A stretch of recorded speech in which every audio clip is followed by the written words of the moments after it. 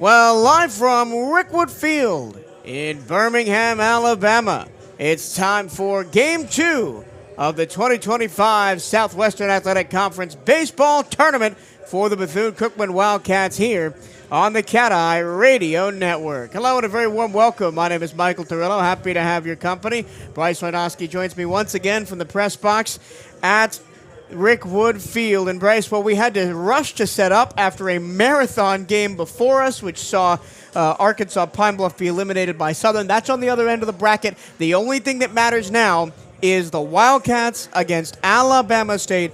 100% the most important game of the season for the Wildcats today. And it really feels in many ways like the biggest test you've seen all year for a lot of different reasons. And one of those, I think, starts with the experience at the top for Alabama State, a team that's been there, has been kind of, if not the class of the conference, right up there with anybody else over the last good handful of years. And that the team that's a lot of times given you fits and really in many ways is one of the most similar to the way that you play, especially in years past. This Wildcats team we know, though, has a little bit of a different look this year in terms of how they play and how they win ball games. They did it in a little bit of an uncharacteristic way yesterday, but it was a gritty one. You got through it, and you're really going to need to hold some of that grit back for tonight. Speaking of yesterday's game, the Wildcats got past 8-seeded Texas Southern, who went home earlier today against Jackson State. I spoke to both Coach Hernandez and Irvin Escobar to get their thoughts on last night's game and today's game against Alabama State. I'm now joined on the CatEye Network pregame show by Irvin Escobar. Irvin, a big game for your first game of the tournament. It always seems like when you get to tournament time, you're showing up with big hits. We know you're impossible to strike out, but it comes through RBIs and hits, and you've got to run scored. What did the game look like for you? I stick to the approach that Coach Cortaya gave us before the game and just try to execute the best I can. Talk about working with the different pitchers. You had Edwin Sanchez and then Carlos Jasmin coming in later in the game. How did you call the game differently with different guys on the mound? Obviously, they have different stuff, different slots as well, lefty, then a righty. Edwin is a guy that likes to compete. He has the courage and the vibe to just go after every hitter. Jasmin is a little bit more patient, but I just want him to keep his pace and to work a little bit quicker. But both of them did a really good job today. I'm really proud of the team overall. Going up against Alabama State tomorrow, what are you going to take away from the three-game series you guys played last month, taking that into the game? We just got to compete, take good at bats, and whatever happened a month ago or whenever happened, it's in the past. It's a brand new game, brand new opportunity, and we just got to keep it clean and execute. How's it feel playing at Rickwood Field? Deep backstop, deep power alleys. What's been the vibe? Oof, big backstop. It means a big responsibility as well. You got to keep that ball in front, not allow the runners to advance. But it's been amazing, an incredible opportunity to play at such a great field. Thank you, Irvin. Good luck tomorrow. Appreciate it. Have a good night. I'm here with Coach Hernandez before the Wildcats take on Alabama State here in the SWAC semifinals. Coach, let's talk back about yesterday's game against Texas Southern. Gritty team win. You told me that after the game. Got past it, 5-3. Your thoughts on the performance? Just gritty. It was a total team effort. It was kind of bend, don't break situation. It wasn't the game that, maybe Wildcat fans are used to with the long ball and putting up 5, 6, 7 runs in a hurry. It was one of those back and forth games that we haven't been, in those type of games, in a while. So I'm glad that our guys were able to step up. And Edwin Sanchez and Carlos Jasmin on the mound did what they needed to do to give us an opportunity. And, just situational hitting was good. And when those opportunities presented themselves, the guys did what they had to do. How important is it using just two pitchers in that opening game? Oh, it's huge. It's huge, especially in a tournament like this where, you plan to be here the whole week. You're going to use some arms. So, the fact that after that second inning, Edwin was able to settle down and Jasmin was able to come in for the last, 2 or 3 innings of, yesterday's game was huge for us. And now we have, Joel Corre on the mound, and now you have your full bullpen intact for, Alabama State. Talk about Alabama State. You swept them last month at the Jack, but All three of those games were close. You had to walk them off twice. A really competitive ball club, and very similar in a lot of ways. A lot of power in the bats, a deep bullpen as well. Yeah, I mean, whatever happened, a month ago, it's not relative to what's going to happen today. We just have to execute. We got to pitch. We got to keep Juan Cruz, and we got to keep Cameron Douglas at bay. Those are their two big bats, and even their leadoff guy Agosto, he's been doing well too. So as long as we kind of keep those bats at bay, we just got to play clean defense, and again, we have to get to the bullpen. I think they threw 4 arms yesterday in the victory over Jackson State, so we got to capitalize on that and be able to get to the bullpen as early as possible. How important is this game, knowing that if you get this one, you get a day off before the final?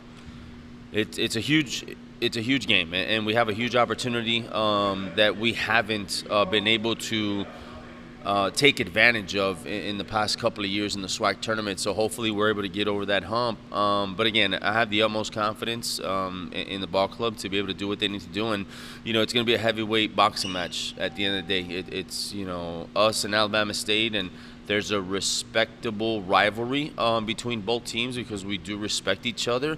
But at the same time, we're looking forward to the Wildcats, doing what they need to do and come out on top. Thank you for your time, Coach. Good luck. You got it. Hail Wildcats.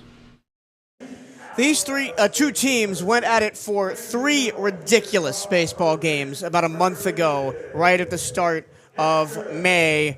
Alabama State led 6-1 in the first game. The Wildcats came back and walked them off 10-9. Wildcats were down in the second game. They came back to walk them off in the 10th inning 4-3, and then a late 3-run Jose Hernandez home run let the Wildcats pull away 8-5 in the third game of that 3-game series. But it wasn't easy. The Wildcats were down in all 3 games. It seems like they've been down in 90% of their games this season, even though their record is 34-21. A bit of news, right? This win would be Coach Hernandez's 150th win in charge of the Wildcats, but I'm sure he's not thinking about that. He's not thinking about accolades. He's thinking about getting a win against Alabama State. It's not going to be easy when only 2 guys on their starting lineup are batting under 300.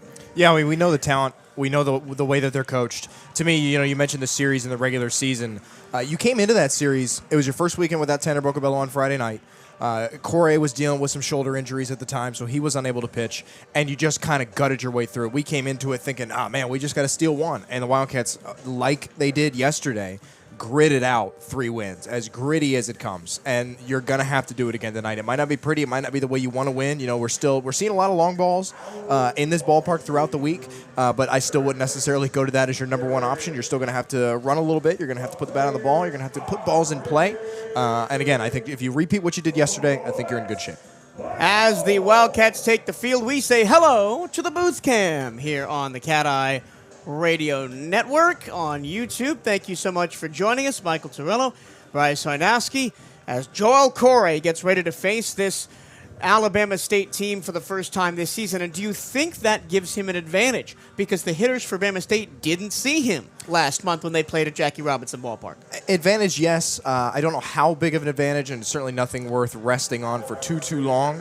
This Alabama State team is too well coached. They really are. They're too prepared. And really, Corey, in many ways, we've kind of harped on it throughout the end of the regular season, is really been up and down a lot. His highs have been ridiculously high, but he's had some pretty low lows too. What we're going to say we need today is just what we saw from Edwin Sanchez yesterday, which is just has to be enough. The bats are good enough on this team. You're not being asked like you maybe were in years past. Even for Corey, just last year, you're going to have to give us 6 scoreless. You're going to have to give us 7 or 8 with 1 or 2 runs. You have a little bit of a lineup to work with. I think if they can start it off with that side of the ball first, you're really giving Corey a good chance to succeed. No changes for the Wildcats defensively. Lee, Figueroa, and Rivera in the outfield left to right. Martinez, Poyeto, Venegas, and Rodriguez on the infield left to right. Corey, the pitcher, Escobar, the catcher. The only change from the lineup yesterday is Armani Newton will be the designated hitter instead of Jose Hernandez. The Wildcats maroon hats, maroon jerseys, gold numbers with a white trim, the white pants with the red pinstripes. Alabama State all in black as Kelvin Agosto stands in to the right-handed batter's box. All black for the Hornets, gold pinstripes on both the jersey and the pants. Black numbers with a gold trim, and black hats and helmets. Here we go. The most important 3 hours of the Wildcats season begins right now. And it's ground ball to short, first pitch. Polledo flips to first, 1 down. Can't ask for a better start than that. The key for Corey today is going to be to attack. I mean, he's been one of the ones, maybe more so than any other arm on this staff, that at times has gone into nibble mode a little bit, has tried to pick corners, has tried to get the big swing and miss. You just got to attack, and you'll be rewarded like that. You've got a good defense behind you. We know what they're capable of. That's a really great start. Now here's Juan Cruz, the big bad, in the order, batting .417, 60 runs on 101 hits, 12 doubles, 2 triples, 14 homers, and 66 RBIs. First pitch outside, ball 1. Joel Corey's numbers on the year. .495 is ERA. He's 5-1, 11 appearances with 1 complete game. That was the no-hitter he threw against Southern. Second pitch also outside. And the 2-0. Slow grounder, foul, third base side. The board says 1 and 2. Not sure that's correct. We already have the dubious... Oh, no, it is 1 and 2, says home plate umpire Robert Knox-Reyes. I must have missed the first pitch. Anyway, the 1-2 to Cruz. Corey deals. And it's caught by Corey. Right back up the middle and right into his glove. But if you followed our broadcast through the end of the regular season, it seems like the pitching mound has become a magnet when it comes to fielding. And credit to each of the guys for being ready as a fielder when the ball's coming right back at him. That's a little bit of an easier one. It's glove side. You just kind of reach out, but you still have to have your reflexes. You have to be in the game. You have to be paying attention, and a good play. Now here's Cameron Douglas, who just mashes baseballs, kind of like Juan Cruz. Hit a couple of home runs against the Wildcats in that series at Jackie Robinson at the beginning of the month. Fastball upstairs, ball 1.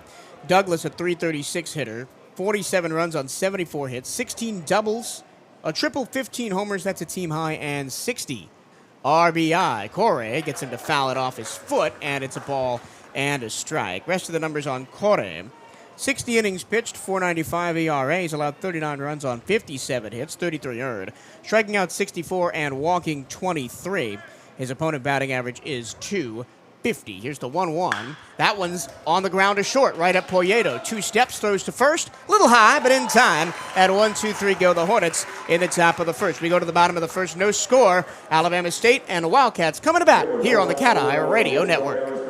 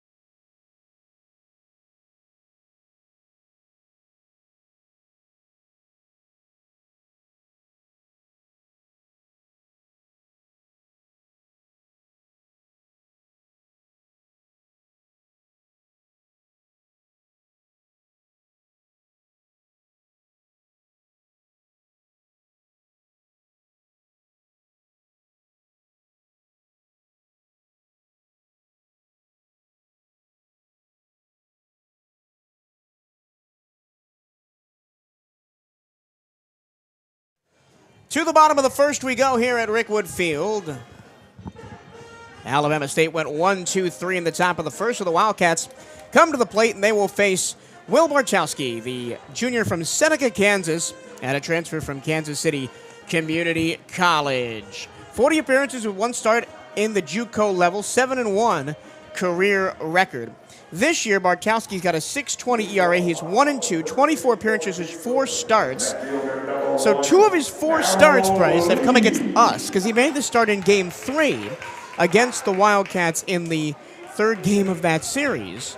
and it wasn't great. Gave up 6 runs on 6 hits in 5 1/3. Not to mention he appeared in the first game in relief, 2 1/3, allowed 2 earned runs, 3 hits, walked 1. It'll be a leadoff spot for Darrell Lee. As I mentioned, the lineup has not changed outside the swapping of the designated hitters. Bartkowski is a side-arming righty, and Lee swings and misses at a breaking ball outside to the lefty. 0-1. Lee batting .291 on the year, 46 runs on 53 hits, 11 doubles, 5 triples, 9 homers, and 43 batted in. And he watches a strike outside corner on a fastball, and it's 0-2. Lee yesterday against Texas Southern, 1-for-4, and he was caught stealing in that one base hit as well. Not a great start to the tournament for the redshirt freshman. He's down 0-2, and he puts one in the air to the right-hand side, not deep. Douglas, the right fielder, moving across, and he puts it away for out number 1. Bartkowski's definitely a different look than you saw towards the end of the regular season. Of course, yesterday, the Wildcats have shown the ability to adapt pretty quickly to a lot of these type of arms. It's definitely interesting seeing your side armor start a game. Now it's Andre Martinez. Didn't show off with the power yesterday. Just one hit. It was a bloop single, but it was an RBI. And he watches a fastball outside. Oh, called strike. Robert Knox Reyes is behind the plate, the umpire. Robert Nunez is at first, Brian Clark at second, and Kevin Bradley at third. And we know Robert Knox Reyes from seeing him many times this season. He's a bit slow with those calls. Martinez in the air, shallow center field, coming on, and that's going to drop in front of Landry for a base hit. That's almost identical to the one hit he had yesterday. Yeah, a little bit more pace on that one. But again, I really like that swing early on. We saw yesterday, and a lot of times this season, the Wildcats get into that pop-up mode early. They're trying to hit fly balls. They're trying to do a little bit too much. Yesterday, it took 2 or 3 innings before the bats really started to kind of figure it out and dial that swing back a little bit. That one's nice and easy. Here's Jorge Rodriguez, who really struggled yesterday. 0-for-4. 3 flyouts to right and a swinging bunt that was fielded by the catcher. Andre Martinez on first with a 1-out single. Here in the bottom of the first, no score. Wildcats and Alabama State. Fastball outside from the side armor, Bartkowski. Full numbers on Bartkowski: 6.20 ERA, 1-2, 24 appearances with 4 starts, 49 and a third innings pitch. He's given up 43 runs on 46 hits, 34 of those earned, striking out 48 and walking 30. The 1-0. Foul away to the right-hand side. A little late on that one was Jorge Rodriguez.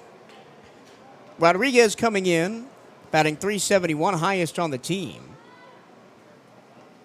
34 runs on 52 hits, 13 doubles, 12 homers, and 36 RBIs, and a 1-1 count with Andre Martinez leading off of first with 1 away. Here in the bottom of the first, no score. Bartkowski winds and fires. Tap back to the screen, 1-2.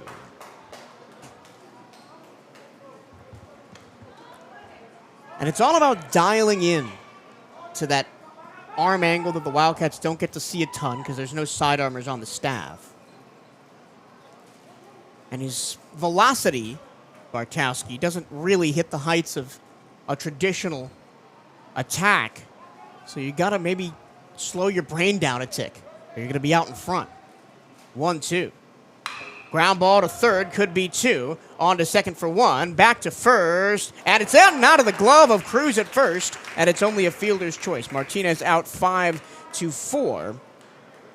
But Jorge Rodriguez replaces him with a fielder's choice. Yeah, a little bit lucky there. Throw from third was offline, so it kind of forced a little bit of a tougher play in the throw over from short to first. Now it's Jesus Venegas, the only Wildcat to score 2 of the 5 runs in the game yesterday. 2 for 4. Single and scored, and a ground out and a fly out, but a terrific defensive play on that fly out in left field. 2 outs. Jorge Rodriguez on first in a scoreless game in the bottom of the first. Venegas swings and misses. Had a fastball inside corner. We talked about Venegas potentially being a strikeout black hole a little bit, but did not go down swinging last night, which is a little refreshing to see. Took a lot of long at-bats and put the ball in play every time. Swung at every first pitch. Did it right there. 0-1. That one way outside. DeMarcus Smiley is the catcher for Alabama State. Parmentier, McIntosh, Espelot, and Cruz on the infield left to right for the Hornets. Augusto, Landry, and Douglas in the outfield left to right. Bartowski the pitcher, Smiley the catcher. And the count is 1-1 on Venegas. Righty to righty, the sidearmer deals. And Venegas watches it in the dirt for ball 2. I mean, it might take a few innings. I mean, he's got that breaking ball that breaks away from your right-handers. Very slow, but not as quite an easy one to sit back on because it's such a horizontal break. So it might take a minute before they really lock that one in a little bit. The ball in 2 strikes. Bartowski from the stretch. Outside, 3-1. Oh, called a strike. My goodness. That was way outside. Not to mention the lake strike call can be a little frustrating, especially if you're the one at the plate. So now it's 2-2, and Venegas really should be up 3-1 in the count. Bartowski a strike away from getting out of the first. Looks back over to first, now puts the ball in his glove and deals. Slider misses outside, and now the count is full, 3-2. That's a tough take on that slider, but you know if he's swinging at it, he's nowhere near it because it's got so much horizontal run. Started middle, and ended up in the other batter's box. 3-2 now. And the pitch. Venegas watches ball 4 outside. Now, I thought that was further in on the plate than the one that was called strike 2. But either way, Venegas takes a walk, and there's 2 on with 2 out, and here's the designated hitter, Armani Newton. Well, you got another guy right behind him. It's an interesting back and forth. We've seen these two in order, in the same order in the lineup a bunch of times throughout the season. But 2 of your most free-swinging guys, 2 guys that can get a hold of it as well as anybody not named Andre Martinez on this team. But it's certainly an interesting dynamic, the 2 of them back-to-back. They like the matchup here with the righty against Newton. Armani Newton batting .256.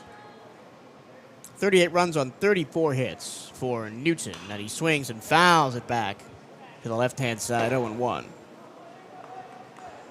6 doubles for Newton, 2 triples, 9 homers, and 22 RBI, but he does have 32 strikeouts and 22 walks. Venegas, I mentioned his strikeout rate, up to 64 strikeouts on the year for Jesus. A 1 from Bartowski. Newton in off the hands, pops it up down the third base line, giving chase, and that's going to drop in fair territory. Parmentier couldn't get there. Scoring all the way from second is Rodriguez. It's an RBI double for Armani Newton. It's 1-zip Cats. Well, you get a little bit fortunate there that there's 2 outs in the inning, right? Because if not, everybody's going to hold back. They're going to wait at each base, try to see if it's caught or not. But nope, everybody's going full speed. Credit to the hustle. You got 2 runners still in scoring position here. This would be a really big opportunity. But even if you don't manage to plate the other 2, and the Wildcats did struggle a little bit with runners in scoring position yesterday, it still feels good to be the first on the board. Yeah. Left 7 on base, 5 of them in scoring position yesterday against Texas Southern. Most of those on third. But here's Irvin Escobar, who had the biggest hit in that game. A 2 RBI single to tie the game at 3. Back in the 5th inning. Irvin Escobar's been loving the opposite field. Been absolutely flicking everything out there. There's a lot of space out there. Douglas playing pretty well back, about 3 steps from the track. Second and third, 2 down. The count is a ball and no strikes to Escobar. The pitch. Called a strike outside corner. And it's 1-1. Jesus Venegas on third. Armani Newton on second after his RBI double. A little blooper that just landed inside the line on the third base side. 1-0 Bethune-Cookman. That's a strike taken for a fastball middle by Escobar, and it's 1-2. Not one you really expect him to lay off of, even though he's maybe the most patient hitter you've ever seen.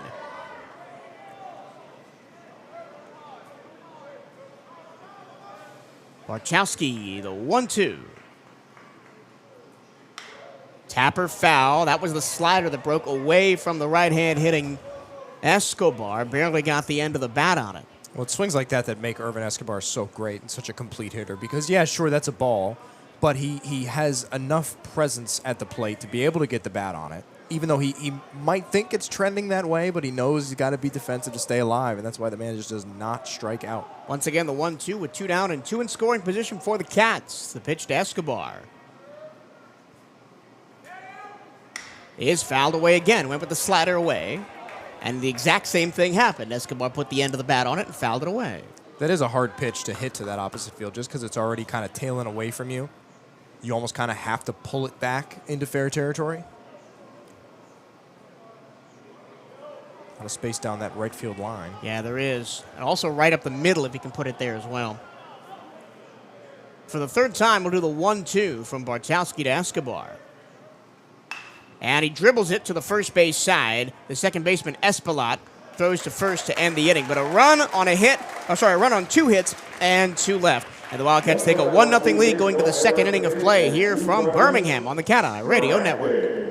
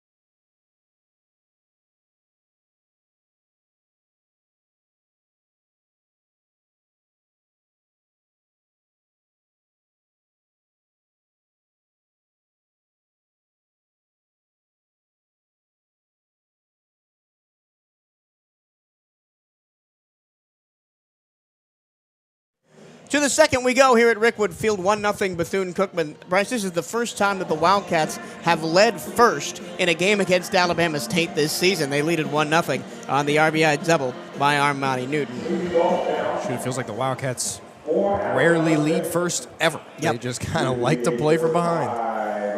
The designated hitter Wilbert Espinal leads off for Alabama State. The Hornets went 1-2-3 with 3 balls hit on the infield in the first inning. First pitch from Joel Corey is a swing and a miss from Espinal. Just a little early on the cutter. And it's 0-1. Espinal batting .313, the junior. 38 runs on 52 hits, 11 doubles, 8 homers, 37 RBI. Check swing, did he go? Yes, indeed, says third base umpire Kevin Bradley, and it's 0-2. Joel Corey missed a good chunk of the last month of the season with a shoulder injury sustained right before his start against Arkansas Pine Bluff. Caught on a miss. Strike 3, fastball away. First strikeout of the day for Corey, 1 down. Corey's another one like Sanchez yesterday where it feels like he gets his strikeouts in bunches. I think he's got the better strikeout stuff than Sanchez, but a lot of times if hitters stay patient, they can get on him a little bit. So that's a nice one there. Here's Alex Espelot. The freshman batting .339. Very impressive season for Espelot. He chops at third base side. That's going to stay fair. Throw across the diamond. And a great pick by Rodriguez down to his left. And a great play by Martinez as well, playing out of position down there at third base. Bare hand scoop. Throw across the diamond in time, and Rodriguez kept his foot on the bag. What a play. Yeah, there's been plenty of times late in the season where we might have told you that coming into this, if you had Rodriguez at first and Martinez at third, you don't necessarily feel the best about the defensive alignment, but if we knew anything from what we were shown by Martinez in the last week of the season and Rodriguez at first throughout the season, really great play. They worked fairly well together, and they got it done. First pitch, pop fly on the infield by Kyler McIntosh, the shortstop. It will be Jeter Poyeto falling over and making the catch to end the inning. Well, there was some dramatics in that.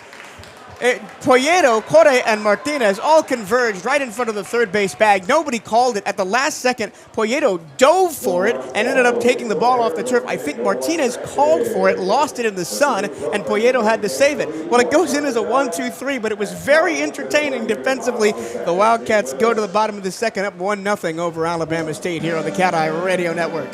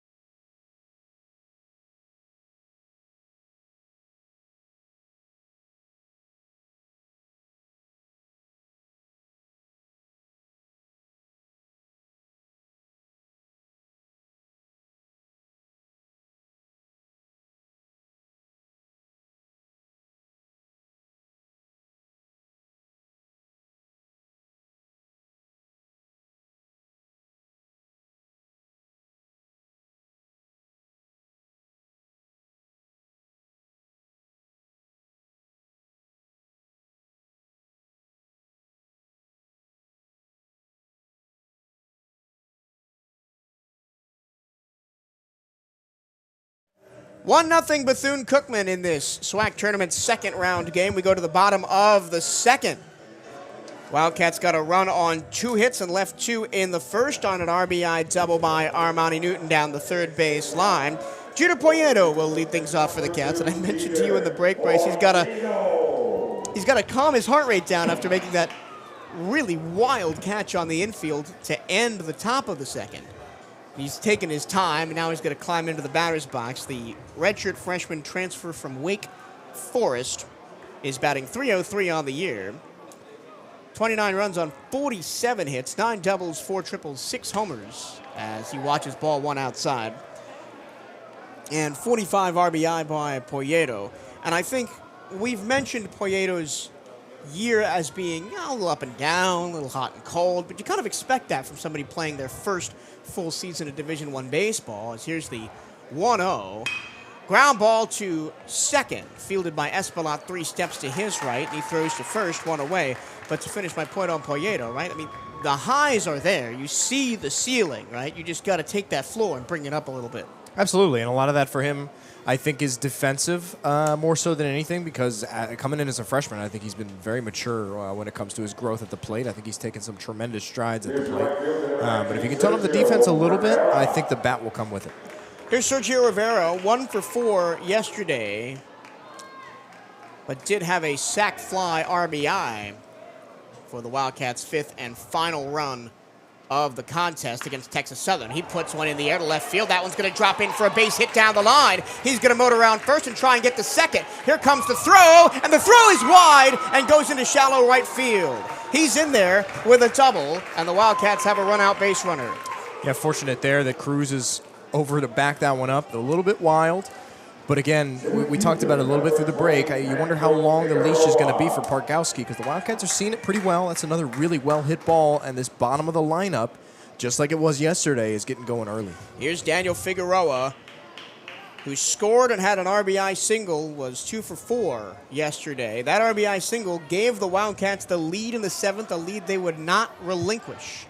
And he's got the speedy Sergio Rivera on second, with 1 out in the second and a 1-0 Wildcat lead.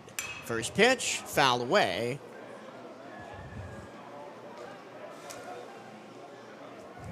Daniel Figueroa is a switcher, batting left, throwing right, and has, I believe, batted from the right-hand side of the batter's box before, although we don't have data on that.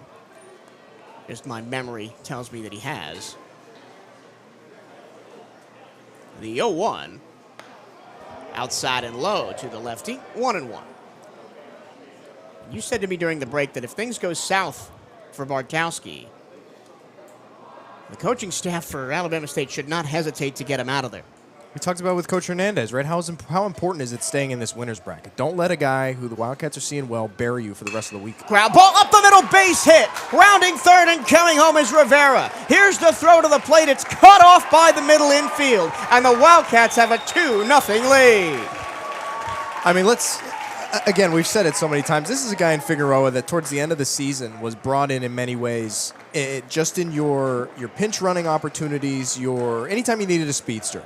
And he had an excellent last week of the year, and it propelled him into where he is now, which is leaps and bounds among anything we knew we were going to get. Of course, we know Figgy's a great player. He's a big part of last year's run, but he didn't quite get that playing time this year. But for him to do this is not only awesome for him and his career here, but it's been huge for this Wildcats team. Figueroa goes, throw down to second, and Figgy's in there with a stolen base, and the ball dribbles into center field for good measure. The batter is Darrell Lee. The pitch was called a strike, and it's 0-1. Lee flew out to right field his first time up as the Wildcats turned the order over for the first time. But a stolen base for Figueroa, and, if Lee puts one on the outfield, Figueroa's in because he's almost as fast as Sergio Rivera is. And I think you kind of saw that, the half-hearted throw-in from center field. That one's lined to right field, a base hit! Charging home is Figueroa. Oh, boy. And when the ball got past the right fielder and all the way to the wall.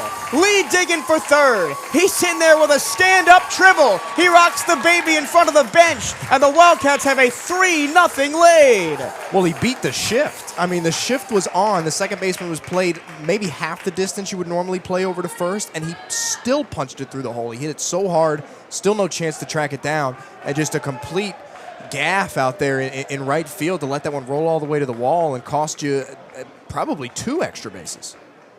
I don't think Lee was going to second. It was hit right at the right fielder, Douglas. And now already a meeting on the mound between Smiley and Bartowski. The Wildcats, this inning, the first inning was a bunch of weak contact and they scratched a run across. This inning, Rivera barreled it, Figueroa barreled it, Darrell Lee barreled it. And there's finally some guys going down to the bullpen. And I was about to say, if not, I think you're doing the team a disservice. Because I truly think if the roles were reversed, Coach Hernandez would already have been doing his traditional walkout, give the hurry-up sign to the bullpen, like, we got to go, we got to get him out. Because this is not going well.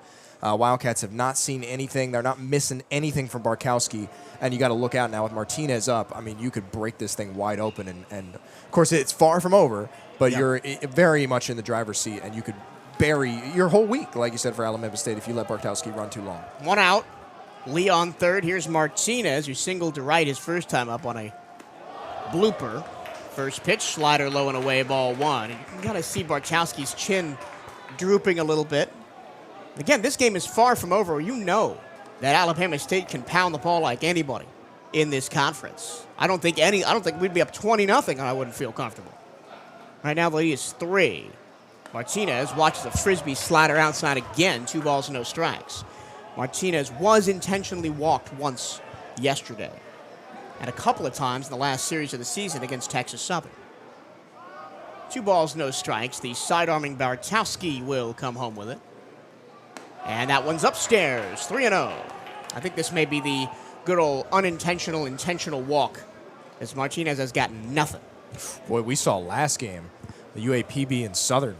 UAPB just consistently pitching to Thibodeau, and I look at Martinez a lot the same way, just especially with the base open, just put him on. 3-1, ball 4, and that's what they do. Nothing even remotely close to the zone, a 4-pitch walk for Martinez, and that'll bring up Jorge Rodriguez, who reached on a fielder's choice his first time up. How important is that, by the way? That kind of slow fielder's choice that was almost a double play. The Wildcats are almost out of the first inning, 1-2-3. They end up scratching a run, and that really set the precedent as now they're up 3-0, hunting for more with Rodriguez at the plate. Yeah, baseball's really got that kind of butterfly effect thing where little plays like that don't necessarily feel like they mean a ton in the moment, but whether it's morale on the mound or defensively or in the dugout, they all kind of chip away a little bit. Well, we may see the end of Will Bartowski sooner rather than later, as out steps the former Bethune-Cookman coach, Vasquez, excuse me. I almost called him Jose Fernandez. Well, there's Jose's and Vasquez's and Fernandez's and Rodriguez and Martinez. It gets confusing a little bit sometimes. And again, I think Coach Vasquez should know just as well as Coach Hernandez does that this has to happen. And I don't know if they're going to make a move to the pen just because there hasn't been a whole lot of activity going on for super long to this point. So I think you might still need a couple more pitches before guys are ready to go. But you can't mess around with it. I mean, there were times early on in Coach Hernandez's career here where he messed around a little bit, where he kind of would play around. He would, you're not taking it lightly necessarily, but you're letting guys hold on a little bit longer because you're really playing the long game. You're like, well, I need him to get through this inning so we can work a couple more so we can save this guy or save that guy. And then you look down and you're in the loser's bracket, and then it's everybody's got to go all the time. There's no breaks. Yeah. You just got to roll. But if you can push through it now, use a couple more arms, stay in the loser's bracket, potentially get a day off, or stay in the winner's bracket, potentially get a day off down the line, you erase all of that. Bartowski's going to stay in to face Jorge Rodriguez. Last night, Alabama State, in a 7-6 win over Jackson State, used 4 pitchers. With starter number 2 in their rotation, Isaid Peña, the first pitch is low and inside, ball 1 to Rodriguez, not among them. And it was a little surprising when we got the lineups today and saw that Bartowski was starting instead of Isaid Peña, who kind of gave the Wildcats fits in that middle game of the series. Back in early May, swinging a chopper foul, third base side, barely. Charging in was Parmentier, and it just bounced to the left-hand side of the line, so it'll be 1 ball, 1 strike. That was very similar to the play that Martinez made over there to Rodriguez at first that we praised early on in this game, where if he charged it a little bit harder, you might be able to snag that ball before it's down the line. And of course, Rodriguez not the fastest runner in the world. He could probably beat the throw out. Well, the count is 1-1 on Rodriguez. 1 out here in the second. 2 already in. 3-0 Wildcats with Darrell Lee on third. Rodriguez just trying to put something in the outfield and give Lee a chance to come in. And he puts one in the air to the outfield to the right-hand side. That goes back towards the wall. It is gone! Adios, amigos! A Papo Taco Jorge Rodriguez. 6-0 Bethune-Cookman. Well, this is a guy that has had his fair share of struggles over the last couple of weekends. Hasn't been quite the bat that we'd seen him throughout the season, but he uncorks one there. And that one looked a lot like some of those balls we've seen, especially in Sanford throughout the regular season, where it just kind of floated and floated and floated. The wind wasn't helping it at all. The wind is about as slack as it can get, really lazy, blowing out to left, but powers that one over the wall, over the higher wall out there. And now the wheels have kind of come off. And if you're Alabama State, you messed around a little bit with your starting pitcher. You let him run a little bit too long, even when it didn't look good early. And now, again, it's far from over. If you stayed tuned to the previous game, UAPB and Southern, you would know. UAPB was up 7-0 in that game and came back and lost. After 2! And they lost, 17-11? Yeah, they got absolutely smoked from there. So you can't let the foot off the gas. You can't play not to lose. But, I mean, you can't ask for a better start. That, by the way, is why we're almost 3 hours late with this game. We were sitting over there in the stands just chatting and waiting and waiting and waiting and waiting, and the game just kept going. And I wanted to ask you, and this is a good time because we're getting a pitching change, how do you think that has affected both of these teams, right? Just sitting in the stands, it's hot, it's humid, and there's not a lot of cloud cover. Just sitting there baking for 3+ hours, letting it stew in your mind that there's a really important game to play. And I think you can see that it has gotten to the Wildcats less out of the gate than it has the Hornets. Yeah, you can't speak so much to Alabama State and how it affected them. But I know from both talking to Coach, interacting with guys, seeing the way they operate from game to game, that this Bethune-Cookman team is as loose as it gets, and they're always that way. They never let any one thing get to them. That's partially the reason I think that we've had so many comeback wins. You've had so many of those type of games is because they stay loose. And it doesn't matter if it's a rain delay, something like this, a tournament kind of timeline delay. They're just sitting, hanging out, chatting up with the family, each other, and when it comes time to lock in, they lock in. They play the game the right way, really, where they have fun, they stay loose, but they know when it's time to get to business. And you're absolutely right. They definitely took the delay a lot better. The new pitcher for the Hornets is number 19, the junior from Auburn, Alabama, Caleb Sanders, a 3-season veteran of Bishop State Community College in Alabama. His numbers on the year as follows: a 7.43 ERA, 1-4 in 36 1/3 innings pitched. He's given up 31 runs on 52 hits, 30 earned, striking out 29 and walking 22. He's allowed 10 doubles, 2 triples, 5 homers, thrown 9 wild pitches, has not hit anybody. And crucially, Bryce, did not throw against the Wildcats in their regular season series. So this is a left-handed arm that the Wildcats have not seen yet, and they're going to have to adjust quickly. Yeah, and they have throughout a lot of the regular season. I like the move from Bama State just to try to mix it up. I think that's sort of deception is one of the few things you have left at this point in the season. And even as, we've scouted other games and gotten late into this thing, even that I think is kind of tough to come by. So you go by what little you have left. But again, as we see another arm presumably trot down to the bullpen out there in right center, I wouldn't let it run long if it goes bad again. If you start to put the bat on the ball and rally again in this same inning, I would pull the trigger again. Now with the bases empty, 5 runs across in the inning for Bethune-Cookman. Here's Jesus Venegas. First pitch swinging again and dribbles it foul behind the plate. New pitcher, doesn't matter. He's swinging at the first pitch. Yep. I think people should start throwing first pitches to Jesus Venegas in the opposite batter's box because Yep. you know he's going to swing at it. Yep. I mean, every single time, ever since we've gotten here, we'd like to go further back. If we have time, maybe I should look and see when the last time he did not offer at a first pitch was, because we haven't seen it yet in Birmingham. The 0-1, fastball outside, ball 1. We don't have the benefit of pitch speed or pitch tracking here at Rickwood Field, but it does definitely see that the traditional arm action of Sanders is running it at about the high 80s, low 90s on the fastball. 1-1, breaking ball, swing and a miss. Way out ahead of it was Venegas, and it's 1-2. That was a big swing by Jesus, by the way. He was gunning for it. Is there such thing as a little swing, a small swing for Venegas? That's true, but that one, he kind of swung himself out of his shoes a little bit. Now he's down 1-2. Saunders deals. Outside, punched out, strike 3. And he watched it. So now there's 2 away. Well, that feels like a little bit more of a rarity for Venegas. You don't see a lot of looking strikeouts. It Yeah. tends to go down hacking. This whole team doesn't strike out looking a ton, and a lot of the times it's because of strike zones that they're not prepared for from officials. That's the official strike zone from Robert Knox Reyes today is leaning outside to both sides. So you got to be protective, right? You got to, if it's close, you got to offer at it, especially with 2 strikes. Here's Armani Newton, who got things started in the first for the Wildcats with a 2-out single up. That one's in the air, left field, going down towards the foul pole, and it's going to drop in the corner. Newton racing around second. He'll hold up and get back there. That was high in the air, down the left field line, towards the 325 side. Agosto gave chase, dove on the track, and couldn't come up with it. That is right where this big pole is, right in my line of vision, so apologies for the weird call. I had to watch the replay to see what happened. Well, and Agosto is lucky that ball didn't kick in any wild direction. It kind of sat when it kicked off the wall, because when I saw him dive and I saw the ball squeak through, I've got the little window there between the pole and the wall. I thought for sure, you're talking 3, if not worse. And Isaiah Landry in center was not backing up. You kind of had the shortstop out there. McIntosh was starting to run that way, but there was nobody close and a lot of grass. And a good effort there, if you want to talk about good marks at this point for Alabama State.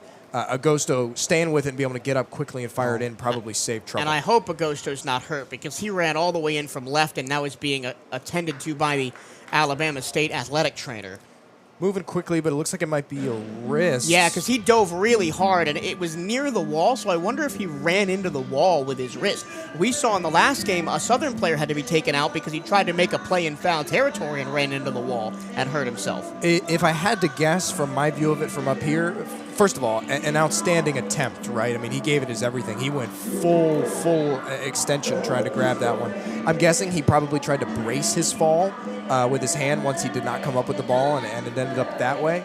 But again, we hope all the best for him.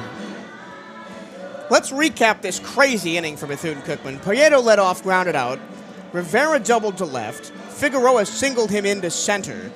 Darrell Lee singled or tripled Figueroa in. Martinez walked, and then Jorge Rodriguez powered a 3-run home run to the right field wall. And that is how we have a 6-0 Bethune-Cookman scoreline. Then Jesus Venegas struck out looking on a pitch outside. And the first batter with 2 outs was Armani Newton. He just flicked it opposite field all the way to the wall. Off the bat, I thought that might have had a chance to get out, but the wind is blowing against it out to center field. Yep. But, man, I mean, the Wildcats are just not being fooled by anything right now, and I give a ton of credit to the bats for that. I mean, they've came ready to play. Yesterday it was kind of scrappy, right? It was, I mean, we've said the word gritty a bunch, and that means a lot of different things. And one of them with the bat is they kind of just did what they needed to do. Didn't really feel like they were pouncing on anybody or having their way with some of these pitchers like they have in certain weekends. But, man, we've talked a lot, especially at the end of the regular season, about how confident those of us who've covered this team all year feel about the way they've been playing and the way they've been able to win games. But even I think you and I up here would say that a 6-0 start this early and the way it's looked on both sides of the ball is not what we would have expected. But remember, Alabama State led 6-0 and 6-1 against the Wildcats in the first game of the series back in early May, and the Wildcats came back to win that series. It's kind of been a reverse of that, right? Because Bama State's been free swinging on their side of the ball, and they've gotten their opportunities at the plate. They've worked some quick innings. They're going to have to try to do what the Wildcats do and kind of flip that script a little bit. So Agosto's going to stay in the game. He goes back into left field. The batter is Irvin Escobar with Newton on second. 2 outs in the bottom of the second. Wildcats up 6-0. The new pitcher is Caleb Sanders, facing his third batter since replacing Will Bartowski. Big breaking ball outside. Ball 1 to Escobar, who grounded out to second his first time up. But another big spot for Escobar here. 2 outs, runner in scoring position.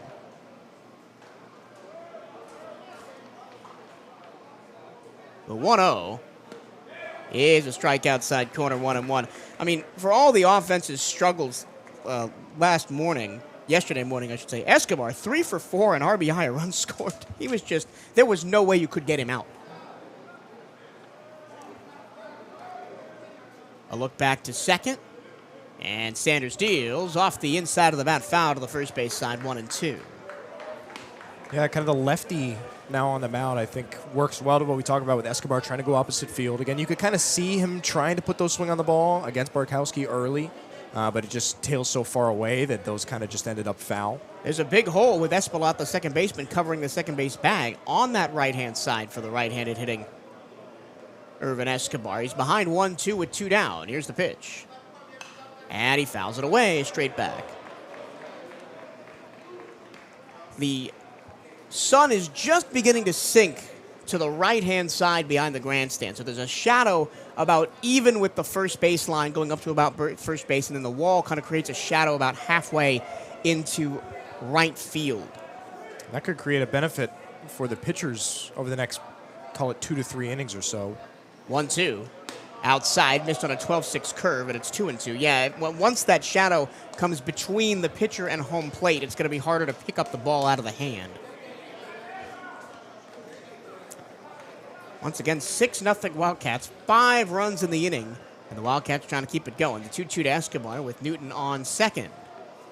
And Sanders comes home with it. Little slow dribbler to the first base bag. Cruz takes it himself, and that's the end of the inning. But 9 come to the plate, and 5 come in for the Wildcats, and they lead it 6-0 over Alabama State as we go to the third here on the CatEye Radio Network.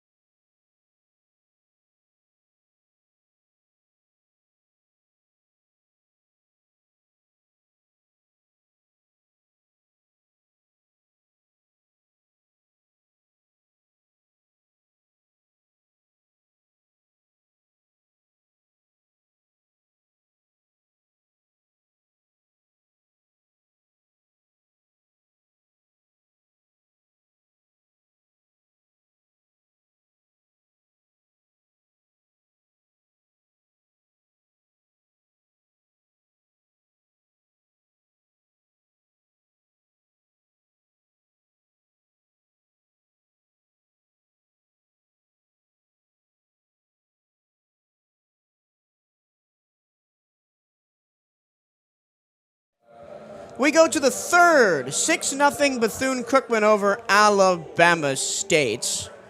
Only 13 pitches thrown so far for Joel Corey to get those first 6 outs. DeMarcus Smiley will lead off for the Hornets. Smiley, one of the 2 on this starting lineup for Alabama State, batting under 300 on the year. His average 291. Corey deals fastball up and away, ball 1. Smiley, 26 runs on 44 hits, 10 doubles, no triples, a homer, and 28 batted in. Fastball inside corner, ball 2, and it's 2-0.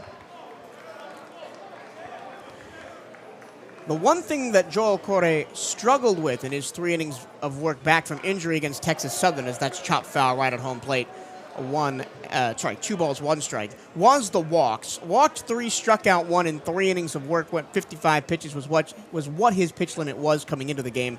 Allowed a run on 2 hits, but the 3 walks really not indicative of the Joel Corey we know and love. He doesn't walk a ton of people, but he misses that one. 3-1 now on Smiley.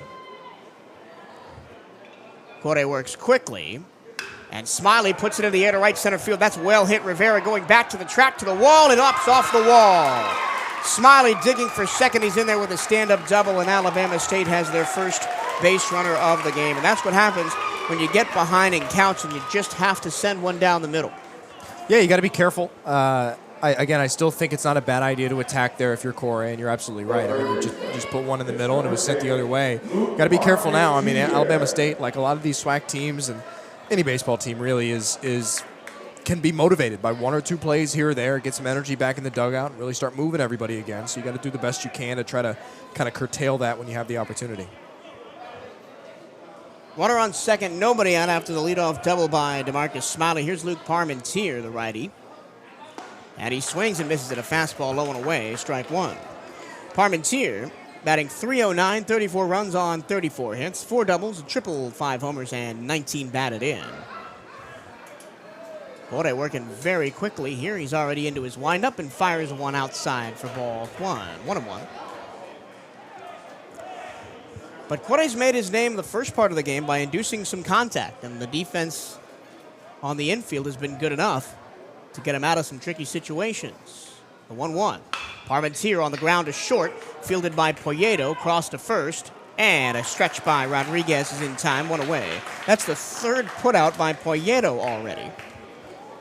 And, as much as we talk about walks for Corey, right, we still look up, and the growth for him year over year has been awesome because he pitched 10 more innings this year than he did a season ago in his freshman year. 50 in his first year, 60 this year. And he walked 9 fewer guys this year than he did last year. So he toned that down a lot over just 1 year. It's a credit to a lot of the pitching development staff here. First pitch to Isaiah Landry, low and outside, ball 1. Landry, who swaps between 9 and 1 in this Alabama State order, batting in the 9 spot today, .330 average, 47 runs on 62 hits. And another one over-rotated by Corey, 2 balls, no strikes. 9 doubles, 2 triples, a homer, and 22 batted in for Landry on the year. He's got Smiley on second with 1 out. Fastball away, 3 balls, no strikes now. And a lot of the walks that Corey threw against Texas Southern last week were not very competitive. And just missing his spots and allowing easy free passes here. He's behind 3-0. There's a strike called low outside corner. And Landry will have to stand back in. He was on his way to first.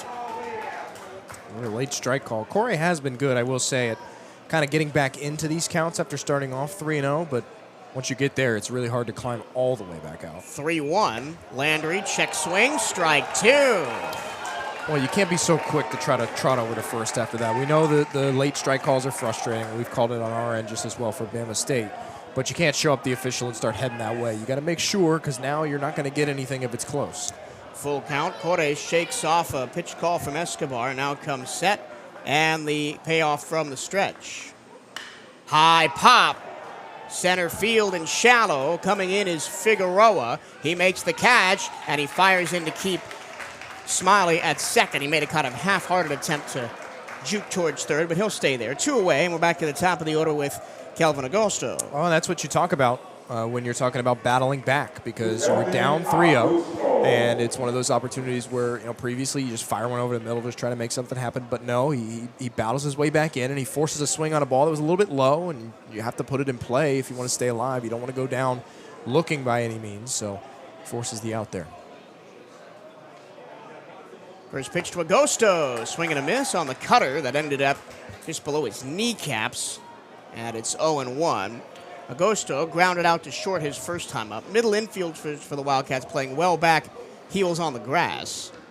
And it's chopped towards Poyeto. He charges. He fires to first in time. Jeter Poyeto's gotten a lot of work, but he's perfect so far. Nothing on a hit for Alabama State. They strand one. We go to the bottom of the third. 6-0 Bethune-Cookman here on the CatEye Radio Network.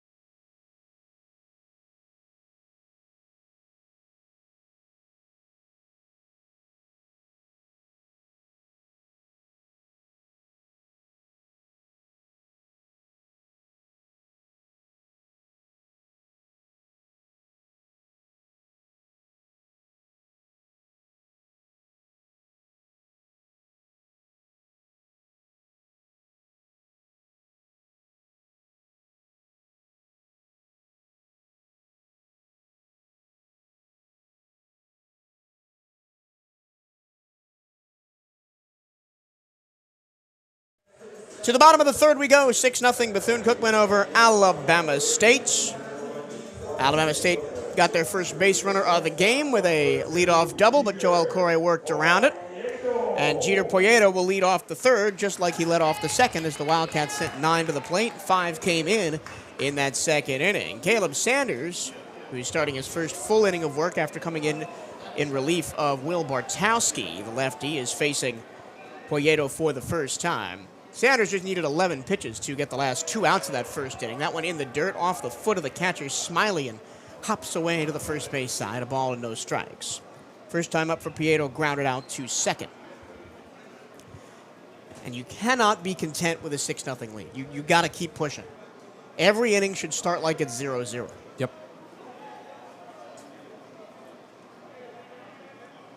Sanders deals, big cut and miss from Poyeto on a fastball downstairs, 1-1. Poyeto barely keeping his average over 300 at 303.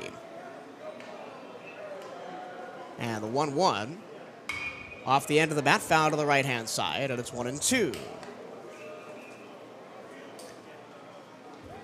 Caleb Sanders likes his strikeouts, 29 strikeouts in just 36 1/3 innings pitched on the year, all in relief. His record is 1-4, but that one win was his last appearance, went 2 1/3 against Prairie View on the last day of the season. Lee, grounder up the middle, fielded behind the bag by the second baseman Espelot, and the throw over is in time by half a step to get Poyeto, and there's one away. But even though the Wildcats are getting outs against Sanders, they're doing the right thing. They're putting the ball in play, sharp ground balls, line drives. They're not swinging for the fences and popping stuff up. And I think Coach CatEye, the hitting coach, and Coach Hernandez probably had a big, long sit-down with their team yesterday and said, guys, we got to change our approach. This park's not going to play to our strengths. They're just such a complete hitting team. They can do it in so many different ways. Sergio Rivera watches a curveball outside ball one. Rivera, his first time up, doubled to left field, and then eventually came in on the Daniel Figueroa RBI single. Rivera also responsible for the web gem of the tournament so far, a diving catch to save 2 runs when the Wildcats were down 3-2, and he bloops one over the head of Escobar at second base for a base hit. Well, he went power line drive to left, little bloop single to right. Sergio is one of the best at this team at just doing what the at-bat brings to him.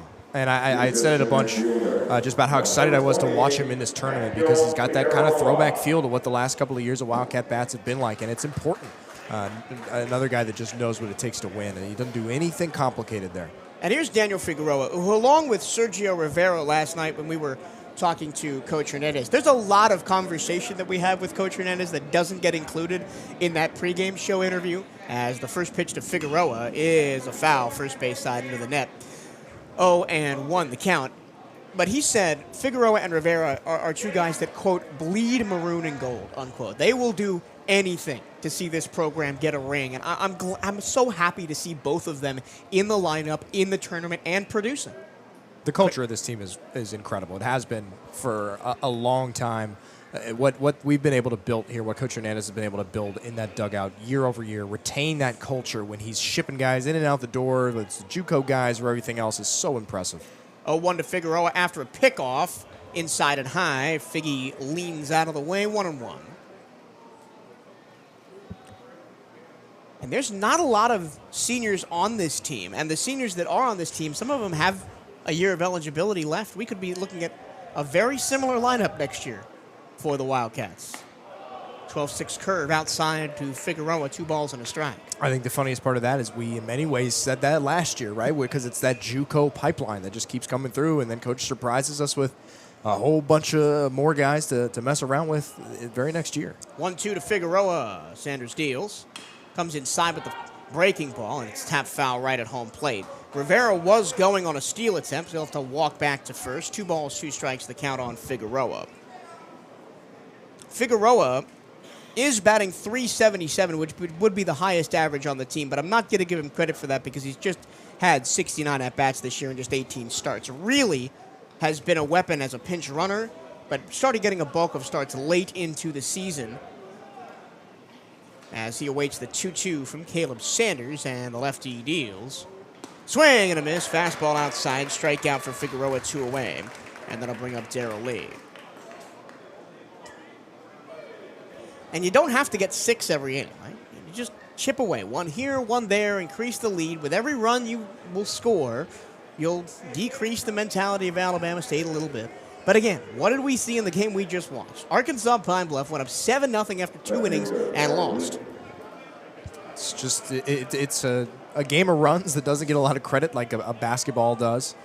But it can turn on a dime, and really you can even extend it past just the realm of this game, right? I mean, everybody watches Florida A&M hang 9 last night, and you kind of get your ears up a little bit. Everybody kind of steps back and says, "Whoa!"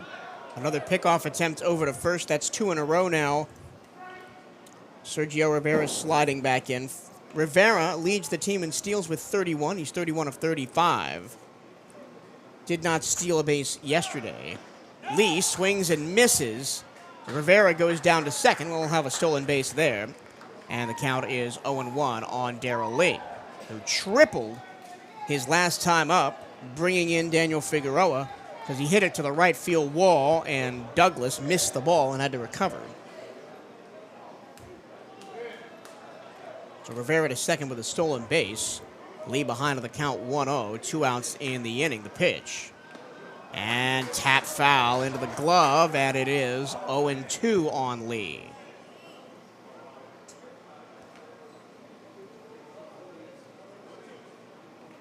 They've even, I think, tightened that shift over there on the first base side of the infield. Yeah, Escobar playing way towards the line, about 10 feet into the outfield.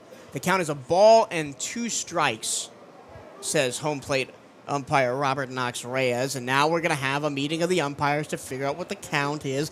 I think the count is 0-2 because there were 2 pickoffs to first, a swinging strike, and then a tip into the glove. I don't it seems like the SWAC tournament has a very special way of always finding these little quirky moments like this. It's another one where I don't really know how you lose track of it like that. But, I mean, it's taken all 4 officials to come together and figure it out.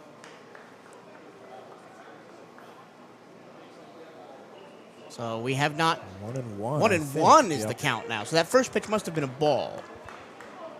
So it's 1-1 to Lee, but I thought he swung at it. That's my thing. Here we go. Anyway, 1-1 count, says the umpire, so that's what we'll go with. Rivera on second, and 2 down. The pitch to Lee. Ground ball, beat the shift again. Up the middle. Coming in from second is Rivera. He scores. It's an RBI double for Lee, who replaces him at second, and it's 7-0 Wildcats. I mean, that was an unbelievable piece of hitting right there when you factor in what it looked like last time through. Last time he sees the second baseman positioned, halfway closer to first base than normal, and so he hits it further on the first base side of the bag. So the second baseman scoots over a good 5 feet, and he hits it on the other side. I mean, that is insane bat control to be able to do that from AB to AB. Yeah. I just talk about complete hitting. He hit it right where the second baseman should be playing, but he had shifted over to take away the pull. Yep. Now is Andre Martinez. Bloop single in the first, intentionally walked in the second. First pitch way outside. Scrambling to keep it in front of him is Smiley. A ball and no strikes. It's not an intentional walk in the scorebook, but it's intentional walk in my head because he got nothing close.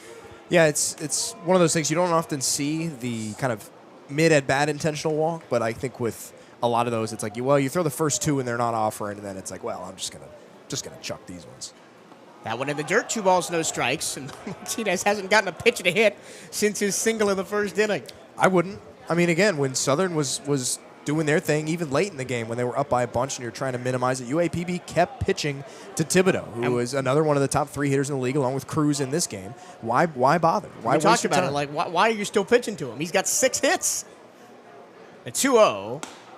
Outside, 3 balls, no strikes. Andre Martinez is one, again, probably along with Cruz and Thibodeau, that I could very easily see in this conference getting the Barry Bonds treatment, where the bases are loaded and you still choose to intentionally walk. It very much depends on the situation, I think, but I could absolutely see it. Martinez watches a strike down Broadway on a cutter, and it's 3-1. So they are going to pitch to Martinez. You just think Sanders is being very careful with him and kind of missed his spot a couple times. 3 balls, 1 strike. Want to see Martinez maybe take here. We'll see. He offers at it and puts it high in the air to right field and deep. That goes back towards the track, towards the wall. It is caught by Douglas. A really great catch by Cameron Douglas as he robs an extra base hit and an RBI from Andre Martinez right at the wall. A run on 2 hits and 1 left for the Wildcats. They increase their lead to 7-0 as we go to the 4th inning here on the CatEye Radio Network.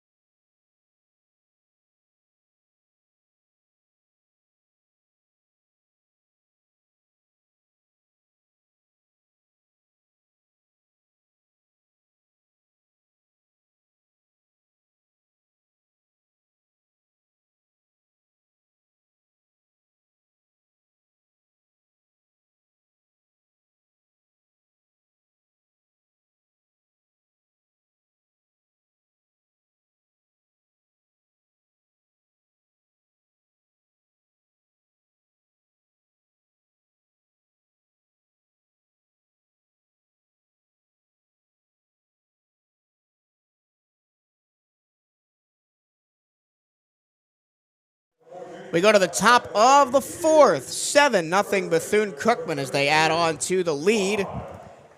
And, well, here's someone who can change things with one swing of the bat. Juan Cruz steps into the batter's box. He lined out right back to Joel Correa his first time up, and he lines one foul. Hard hit past the third base bag, and it is no balls and one strike. I mean, Juan Cruz, you talked about it up there with Andre Martinez and Cardell Thibodeau. They're the big three of hitters in this league.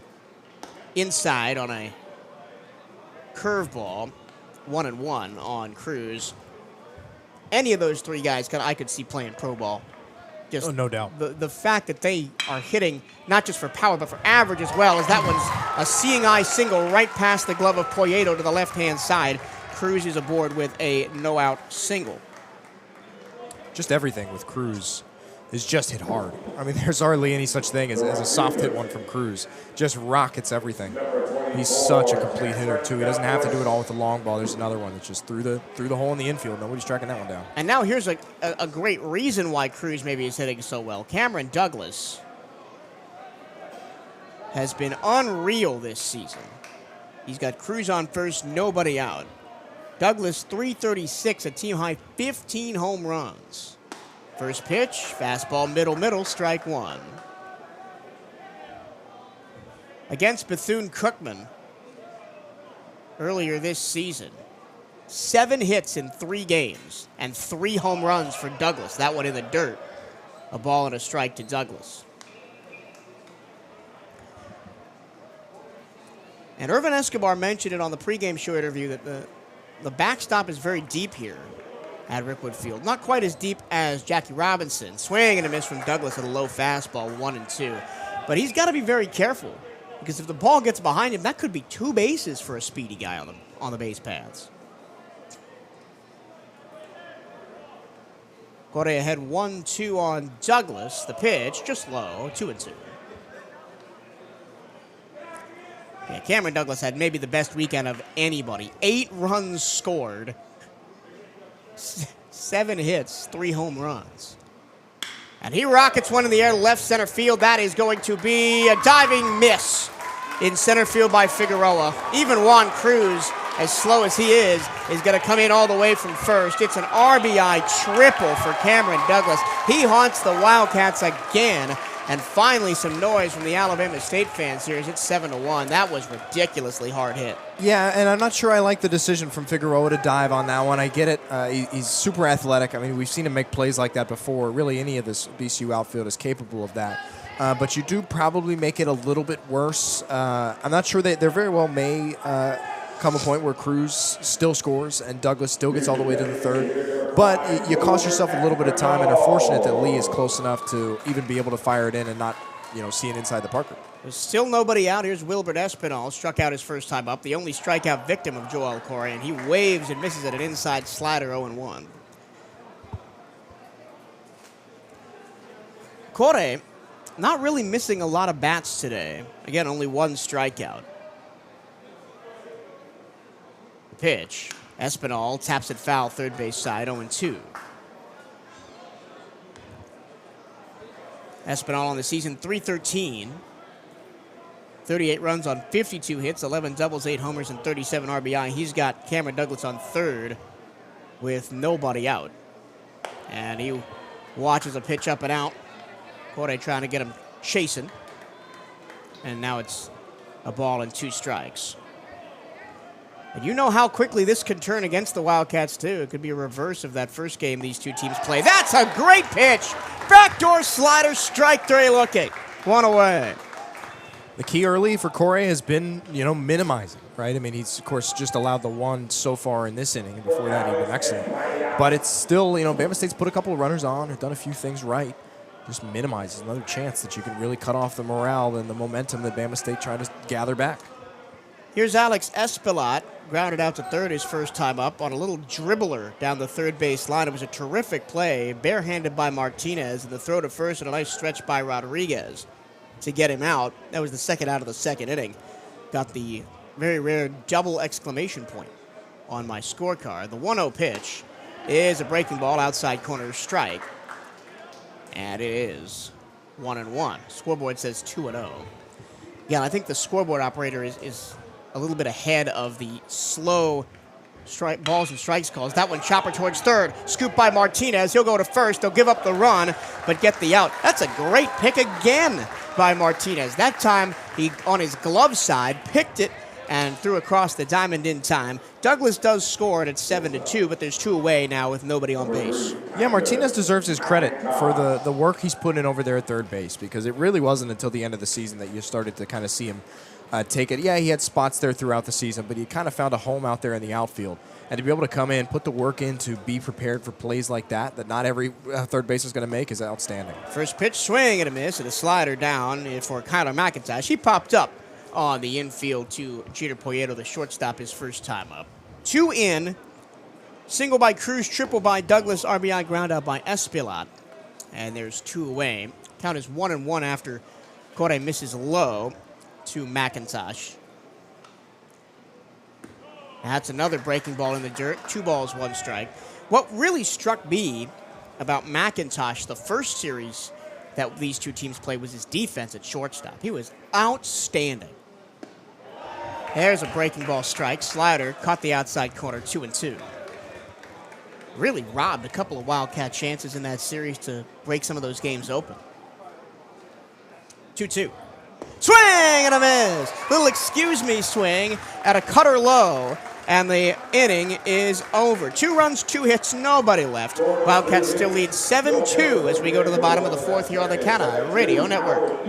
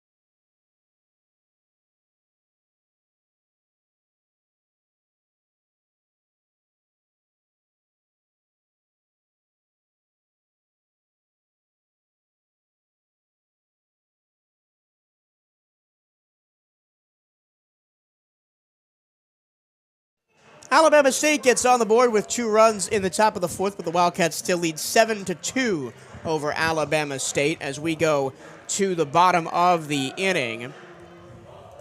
Jorge Rodriguez will lead it off. He's 1 for 1. Fielder's choice in the first. 3-run home run in the second that really broke this one open. Took it from a 3-0 lead to a 6-0 lead at the time. But he'll get his first look at Caleb Sanders. This is the 9th batter that Sanders has seen, because that 3-run home run was the catalyst for taking the starter, Will Bartowski, out of the game. The lefty Sanders so far has thrown 30 pitches.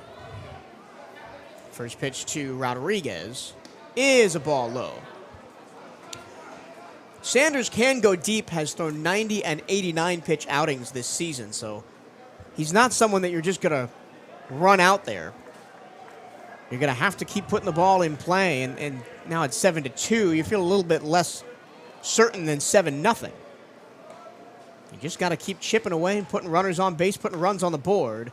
Swing and a miss and a cutter inside on the hands, and it's 1-1.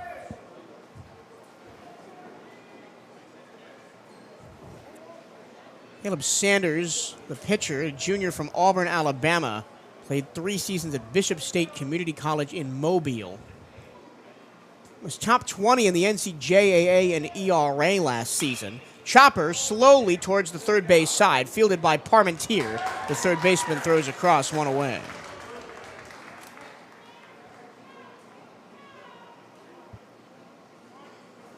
So now it's Jesus Venegas. 0 for 1 with a walk and a strikeout looking. And so now the Wildcats seeing Sanders for the second time. Maybe now you want to try and string some hits together, put some balls in the gaps, get some runners on base. It's been a lot of times when the Wildcats have been able to have success. We're seeing a guy 1, 2, or of course always the dreaded 3 times through the order. First pitch from Sanders is a strike called outside corner. Venegas didn't offer it. There's the end of your streak. Wow. Biggest upset of the week. Took a first pitch. We see in the chat what happened to cause the delay in start time. Well, the game before us took almost 4 hours. Yeah. That's your answer. Fastball missed outside, 1-1. The final score of Southern and Arkansas Pine Bluff was 17-11. I think the last 3 innings alone took what felt like an hour and a half. The 1-1. Breaking ball up by the letters. 2 balls, 1 strike. You can tell with Venegas, as much as we talk about his swinging habits, he still very much is a feared hitter because it feels like when guys miss against Venegas, they miss pretty bad. Like, they definitely respect the bat that's up there. Venegas, ground ball to short. McIntosh, easy as you like, 2 away. Of course, Jesus Venegas, one of the Wildcats named to the All-SWAC first team, joining Andre Martinez and Giancarlo Zambrano.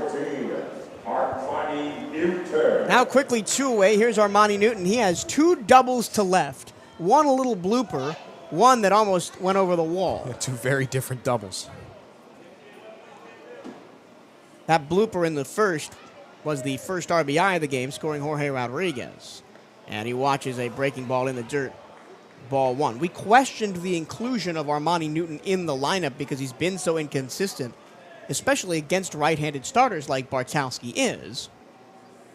As here's the 1-0 in the dirt, 2-0. But he's already, just through 2 ABs, justified his place in the starting lineup. I mean, that's the second straight day, right, where you have somebody who's not necessarily a regular starter, and yesterday it's Hernandez, that when the name is called, immediately making an impact. To have that, even to have like Fernandez on the bench or Newton, I mean, that's a great weapon. The 2-0 pitch is a 12-6 curve that drops into the strike zone, and it's a ball. 2 balls, 1 strike to count. My apologies.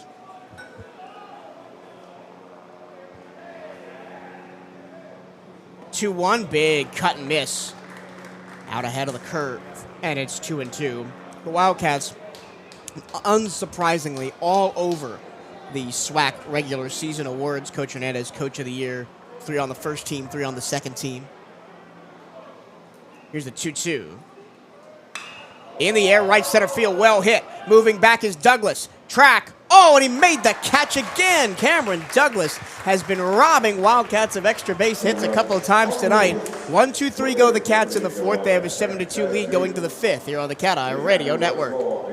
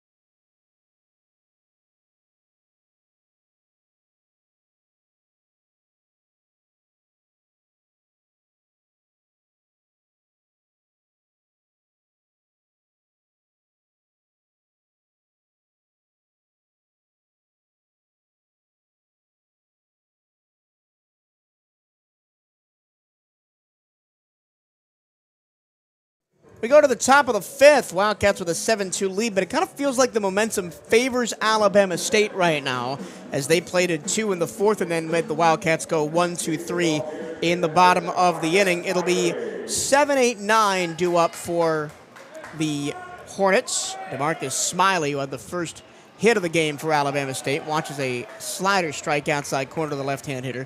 Hit a double to the right center field wall his first time up. Ended up being stranded there. And he watches a fastball low, 1-1. Joel Corey up to 47 pitches. Next one will be number 48. Remember, his pitch count limit in the last week of the season, his first start back from injury was 55. Misses one down and away, 2-1. So we'll see how much longer Corey goes. With a 4-run lead, and especially having only used one arm out of the pen last night, here's the 2-1. Caught the outside corner with a fastball, 2-2. Well, I also think it's important we quantify it a little bit. I wouldn't necessarily call it a true injury for Corey. It was really just down the stretch being super precautionary because every time we checked in with Coach, we said, is he injured? High fly ball, left field down the line. That will go foul. And it's 1-2. Sorry, 2-2. To finish that, we would check in every time. Oh, is he injured? Did something happen? The word we would always use is this just precautionary? We were reassured every time. It's just precautionary. Never one true injury, just some soreness. Fastball outside, full count on DeMarcus Smiley. Corey hasn't walked anybody yet, which was his Achilles heel in his first game back after that little break. The 3-2. Outside ball 4. That's a big old bat throw from DeMarcus Smiley. Chucked it almost back to the dugout. As for the third straight inning, Alabama State puts the leadoff man on. They put 2 in the fourth, and here's Luke Parmentier, grounded out to short his first time up. I don't know. If I'm an umpire and I see that in the 5th inning, I may think about, not warning, but maybe talking to the Alabama State dugout a little bit. Well, the SWAC is a very, very chippy league. Not that that's necessarily chippy. Parmentier bunts it back to the mound. They go to second, and the ball sails into center field, and everybody's safe. Yeah, just messing with the little things. We talk about tightening up that side of the ball. That's an opportunity that can come back to hurt you a little bit. You got to be really careful. It's not necessarily a hard play. Just kind of speeding yourself up a little bit. Oh my goodness. Well, now we've gone from 1 away and 1 on to no out, 2 on, and it's Landry Agosto Cruz, the next 3 batters. So we're going to have a hitters meeting here between Alabama State. We talked about how this game could change on a dime, and we might be about to see it right here. Yeah, it's far from over. I mean, it always feels like that in this tournament. Just kind of have a way of clawing your way back. I mean, if you're the Wildcats, you just want to be careful not to let another team do to you what you've done to so many others. But it does. I mean, it starts with those fundamentals, and that's a play right there that you'd love to have back. Just kind of speeding yourself up and letting it get to you a little bit. Nike is the official outfitter of the Bethune-Cookman Wildcats. Gear up on the newest BCU Nike gear at Nike.com/Bethune-Cookman Wildcats. And make sure you are representing Bethune-Cookman University Athletics to the fullest. Buy the latest BCU gear online at the Bethune-Cookman online store. Go to BCUathletics.com and click on Shop to find the newest BCU clothing and apparel. That's BCUathletics.com and click on Shop. So really the first time in the game, it feels like the pressure is on the Wildcats now. Smiley on second after a leadoff walk and an error. Parmentier on first after a fielder's choice. Here's Isaiah Landry, who flew out to center. His first time up. And a really good regular season, batting .330. He squares to bunt, takes a strike.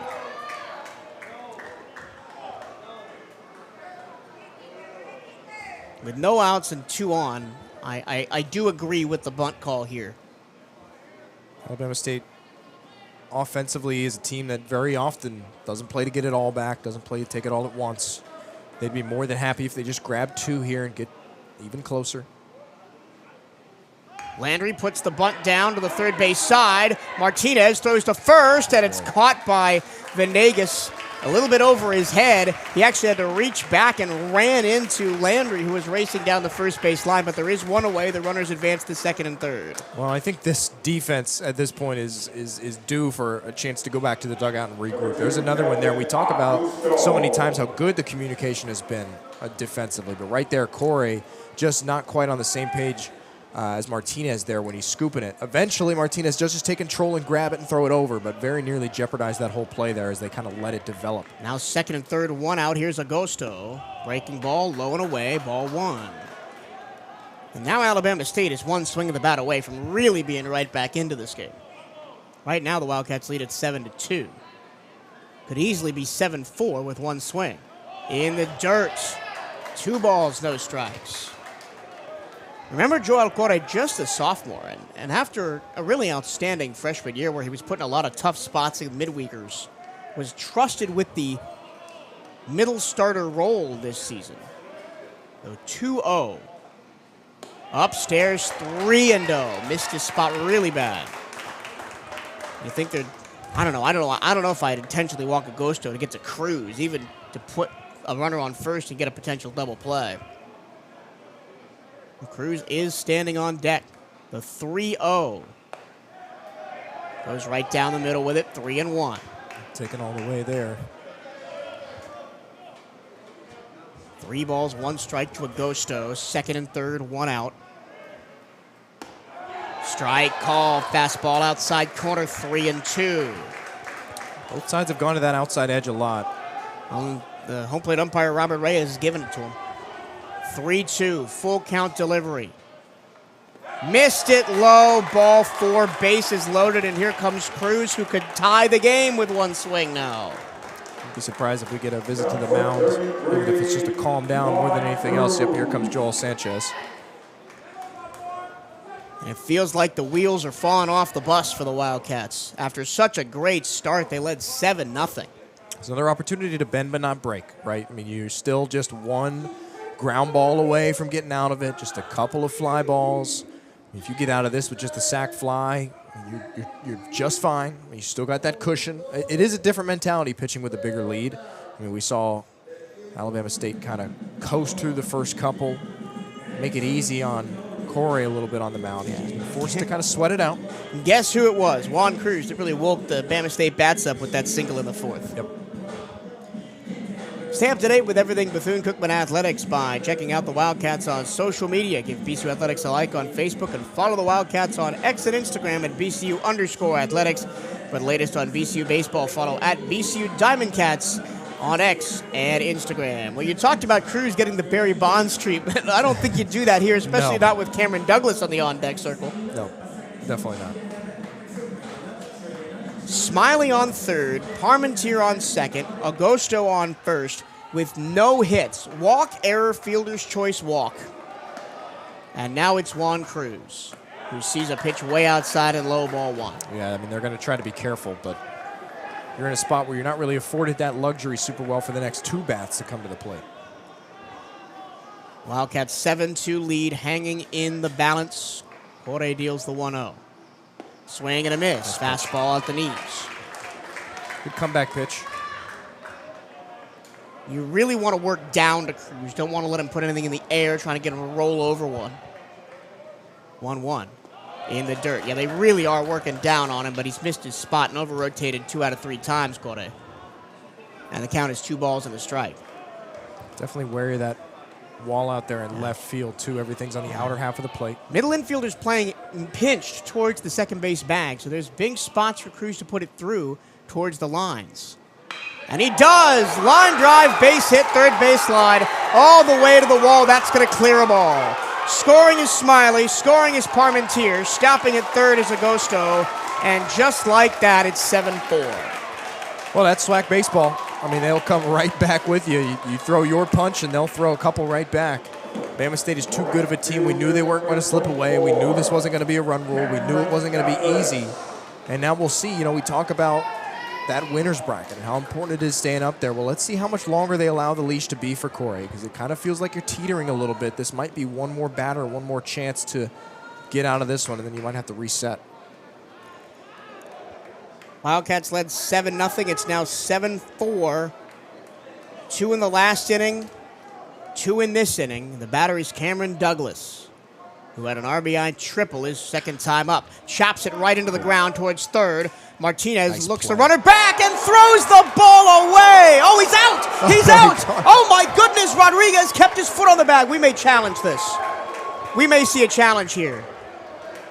What a wild play. Huge heads-up play for Martinez to look the runner back. Felt like he was going, but made sure to pause it. What a wild end to that play. So that was hit straight down into the ground. Martinez charged it, barehanded it, threw to first. It was wide. Rodriguez stretched. I thought he missed it for a second, but he ended up grabbing it. And according to the official, kept his foot on the bag, but we're going to have our first look at a challenge here. And he's going to be safe. It does look like he's safe. Yeah. It was a great diving stop. I will say, we'll see what other view they have. That first one it's tough to tell. Ooh, I don't know. The second view looks more convincing, but it's from the outfield, and you can't really see if his foot's on the bag. I think you might luck out and it be an inconclusive. Yeah. Which is what we see a lot in this thing. Because you don't have that definitive, gotta have it look. Either way, you prevent a run from scoring because you look the runner back to third. And what a play, by the way, for Rodriguez at first to dive and even come up with that. We thought for sure that was sailing out into the well down that line, and that would have been real trouble. I mean, you're talking about potentially 3 bags on that one. So Rodriguez dove well to his right, was called that he kept his foot on the bag to get Cameron Douglas out after it was chopped toward Martinez at third. And Martinez did everything right before the throw, right? He looked the runner back, didn't allow a run to score, threw across to first, and the throw was just a little bit wild. And we talked about Martinez playing out of position at third base, normally a right fielder, but he's been good the last couple of weeks at third base. We get another look at it here from the above camera angle. Well, really, and that, it's really hard to tell. We're going to see, here comes the official. He puts his hand in the air, he signals to first, and he's out. Oh my goodness. That's a 3-run saving play, potentially, for Jorge Rodriguez at first base. And as simple as it is, maybe the biggest benefit and the biggest beneficiary or the biggest motivating factor behind that call for Rodriguez is that his cleats are kind of turf colored. And so it wasn't exactly easy. If he's wearing bright yellow cleats, if he's wearing, jet black cleats, you can easily see where the gap is, but they're kind of similar to the turf, and so you just couldn't tell.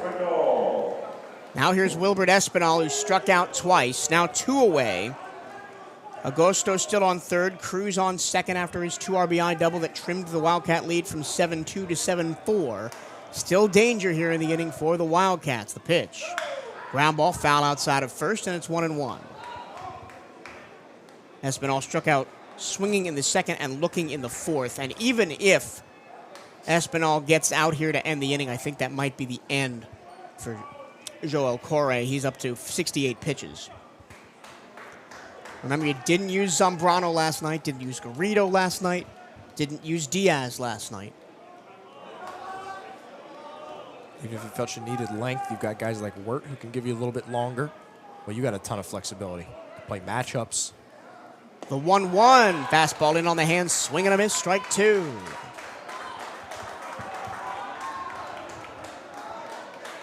The winner of this game moves to the upper bracket semifinal tomorrow afternoon at 3 o'clock.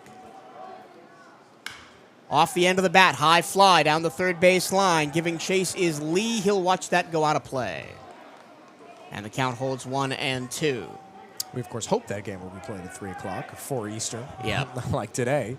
But if you lose this game, you got to come back at 9 a.m. tomorrow and play an elimination game. Yep, not to mention if you win that, you got to go right back to work.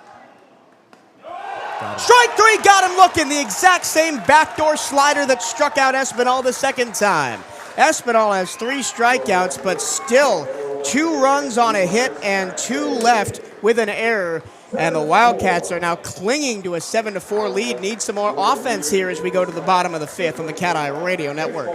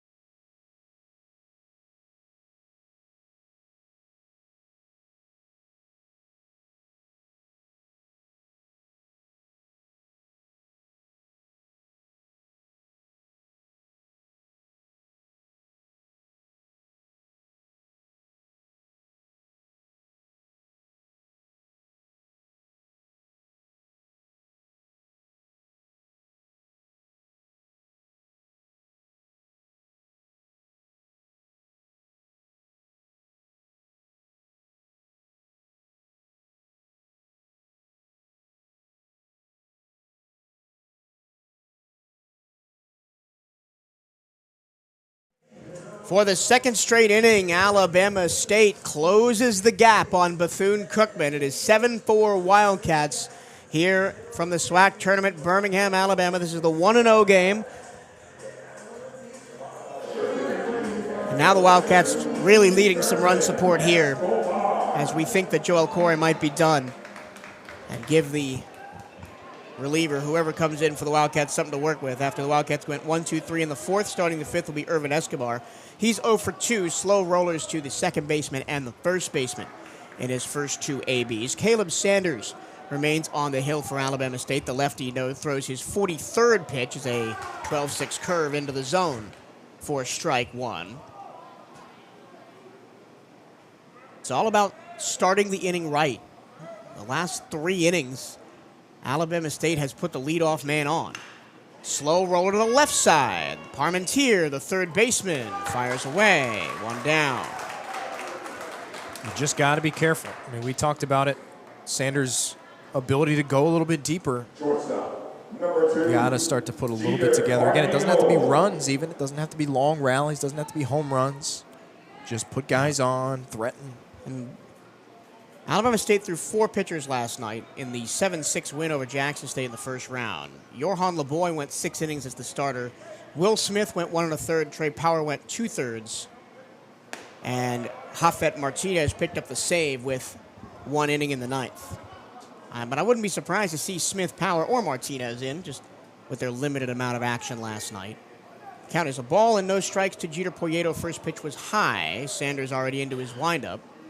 And it's a check swing, ball inside and low on the curve. 2-0 to Poyeto, who's 0 for 3 with 2 ground outs to second base. And after the third inning, the Wildcats don't have a base runner. And they've only had 2 since the second inning where they plated those 5 runs. Poyeto, there's a base runner. Smacked it right back where it came from for a single. Well, that's a take your head off single right back up the middle. Really good piece of hitting. 1 on, 1 out. The batter is Sergio Rivera, who's 2 for 2. Doubled and scored in the second, singled and scored in the third. It's number 19, Sergio Rivera. Make no mistake about it, this one is going to come down to it. Wildcats up 7-4. That's why you call this the biggest test, right? It's a team that mirrors you in a lot of ways. Yeah. And we were talking in between innings after the Wildcats got their 7th run in the third, how in this season, when the Wildcats score exactly 7, they're just 1-2. Losses against Florida State and South Florida. And did you happen to look up the game that we scored 7 runs in and won? I couldn't find it. Did not, but I'll get it for you in a second. All right. The count is a ball and no strikes on Rivera after the first pitch was up by his face mask. UMES. UMES, all right. The 1-0 from Sanders will not be this time because he throws back over to first. That's the 3rd check over on Jeter Poyeto. Poyeto, only 3 steals on the season. He profiles as kind of a faster guy, just never really runs. Finally, the 1-0 from Sanders, outside, but called a strike. That was almost in the outside batter's box. 1-1 on Sergio Rivera. That's a ridiculous call. We're sitting almost directly behind home plate. Yep. If I'm on the mound, I'm hammering that outside edge until I don't get that call anymore. Now 1-1. Rivera rips it to short. This could be 2. On to second, back to first. Double play, inning over. That was hit so hard on the ground to short, it was easy for McIntosh to turn it, and the Wildcats go down. No runs a hit, nobody left, and we go to the 6th. The Wildcats hanging on to a 7-4 lead here on the CatEye Radio Network.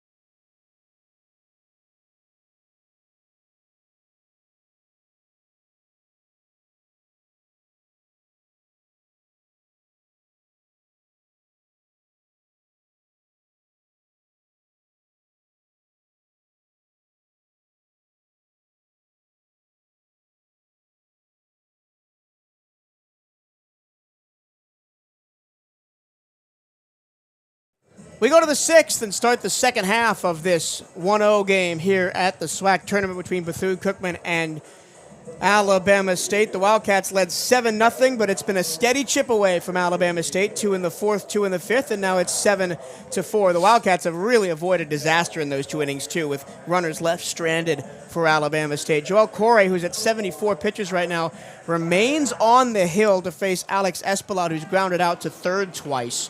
But I think the leash is going to be pretty short as we see Giancarlo Zambrano warming in the left field bullpen. First pitch to Escobar, swing and a miss and a fastball low. Yeah, I'd give Corey 1 batter. If you put 1 runner on base, unless it's with 2 outs and it's looked good doing it, then I am pulling the trigger. Escobar waves and misses at a slider down and away, and it's 0-2. The shadow's fully covering the field now as the sun is dipped behind the grandstands to the right. Strike 3! Backdoor slider again. That's his 3rd strikeout, looking for Corey. 1 down. Yep, when the outer half of the plate is open as it is, that's one that, it's probably a strike even if the box is normal or tighter. But even then, you're guaranteed to get that call when you're just firing down the edge the way it's been That called looked like today. it was just right down the middle, and it wasn't offered at by Escobar. Now it's Connor McIntosh, who's 0 for 2. And he rips one down the left field line. That's going to be at least a double all the way into the corner. McIntosh digging for second. He will slide in there safely. Man, there has been no soft contact by Alabama State today. Even the outs have been well hit in the infield. Well, you can say that by either team. I mean, everybody's getting a hold of it hard. That's one of those modern baseball things now where a lot of pitching staffs, a lot of pitching coaching staffs are shying away from fastballs a little more so than they would in the past because they know when it's thrown hard, it's going to get sent back hard. And so you go to a lot more of that off-speed stuff. And that's one right there where fastball is taken fast the other way. And now here's DeMarcus Smiley. 1 for 1 with a walk and a run scored. Runner on second, nobody out. And he pops this one foul, third base side out of play. So all but 1 of the 5 hits that Alabama State have been right-handers pulling the ball to left field. Yep. The only one that wasn't was DeMarcus Smiley pulling the ball to left field, which tells me that they're timing up your fastball really well and getting out ahead of it. Fastball upstairs, ball 1, 1-1, the count to Smiley, who doubled in the 3rd, was stranded there, walked to lead off the 5th, reached second on an error by Joel Corey, ended up coming around to score on the double by Juan Cruz. Ball in the dirt. Ball gets behind Escobar, but staying on second is Kyler McIntosh. This Alabama State team doesn't steal. At all. Their top 2 base stealers have 15 and 11, and nobody else in the starting lineup has more than 6. 2 balls, 1 strike to count. Right at a lefty. Corey goes back to second. That's close, but in there safely is McIntosh. I don't like the throwback to second. I don't either. It's been so many times we've seen it haunt you, seen you sail out into center field or get muffed up in the dirt a little bit and allow the runner to advance. It's just kind of taken away from the batter at the plate. Slider outside. This time not called a strike, and it's 3-1. And I think if Smiley gets away here, that's probably it. Probably it for Corey, although Zambrano has not been great with runners on base. Do you bring him in a situation like that? Swing and a miss. Fastball in on the hands. 3-2. I kind of got gifted a swing there. That one was definitely well inside. Yeah, and on 3-1, I don't think I'm swinging there anyway. Anyway, Corey now on a full count has a chance to redeem himself. And he does! Got him on the hands. Swing and a miss again. Second strikeout of the inning for Corey, and there's 2 down. That's why Corey's fastball is so impressive, is because it's not flat, right? It's got just enough of that movement to entice you, whereas you may look at that one, if it didn't, it comes right on the hands, easy take, but it's got just enough movement on it that you think it might stay a little bit out over the plate, and instead it's in on the hands, and you've got no shot to catch up to it. His generic fastball out of the hands, 2-seam grip, has a little bit of late cutter-like break to it that goes down and away from righties down and into lefties, and you saw it really eat up the lefty DeMarcus Smiley there. Now 2 away, and the first pitch is in the dirt and bounces past Escobar, a wild pitch. Moving to third is Kyler McIntosh. First wild pitch we've seen of the tournament for the Wildcats. Didn't throw one yesterday. But now it puts a run 90 feet away. And Alabama State has the chance to chip away again. The batter is Luke Parmentier, who grounded out to short in the third, reached on a fielder's choice, and scored in the fifth. And he pops one foul straight back into the screen. And it's 1-1. I like the attack of the inside corner to hitters on both sides of the plate. Both sides, yep. We saw it work against Texas Southern yesterday. 1-1 to Parmentier. Slider outside, called strike 2.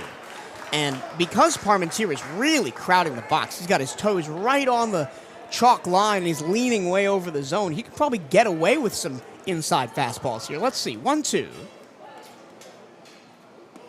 Outside and low, missed with this curve, and it's 2-2. Don't mind that at all, trying to get a swing. Yep.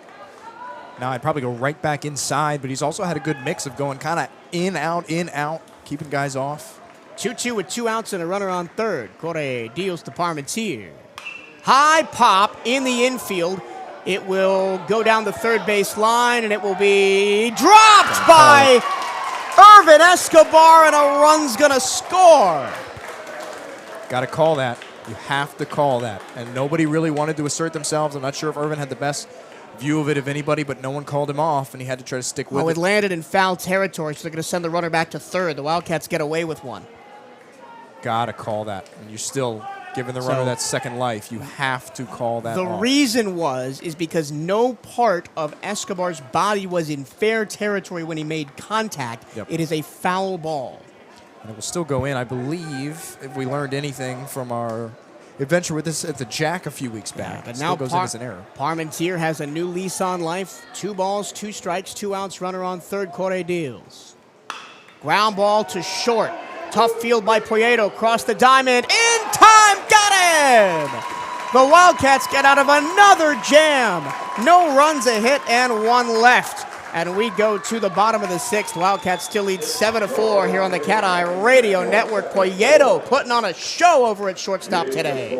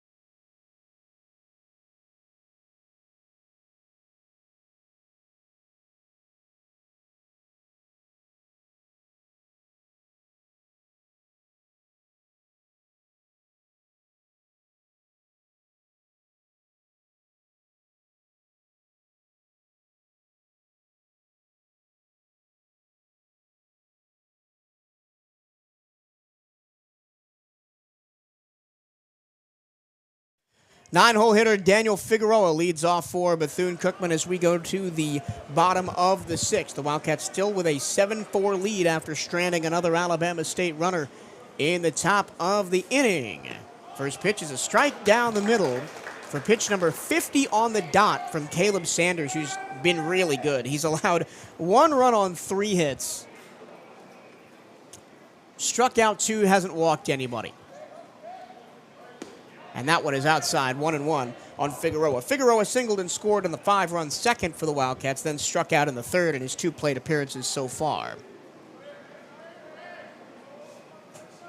Bethune-Cookman in the maroon over white, Alabama State in the all black, the 1-1. Breaking ball, high pop behind second base. Tracking is Espelot. He puts it away for out number 1. Well, your drought's kind of continuing a little bit. This is a spot, especially after, cutting off the potential Alabama State rally in the last one. You'd really like to be able to put one on the board or even just put somebody in scoring position, somebody close. They haven't really been able to figure out Sanders. I mean, he hasn't been flashy, just the 2 strikeouts, but ground out, fly out, ground out, single, double play, pop out. The last 7 batters for the Wildcats. Darrell Lee fouls one off first pitch, swinging in at 0-1. Lee was one of the only 3 Wildcats to get a hit off Sanders. It was an RBI double in the 3rd, scoring Sergio Rivera. And I will mention that they've taken the shift off of Darrell Lee and are playing him straight up. That one up by the shoulders and inside 1-1. Probably smart. Because the first time he beat the shift to the right, the second time he beat the shift to the left, both times for RBIs. And Sanders steps off, calls time, count 1-1 to Lee. Darrell got hit in the back. So the first pitch was down the middle, the second pitch was inside, the third pitch was more inside and hit him. First hit by pitch taken by the Wildcats today, 1 on, 1 out.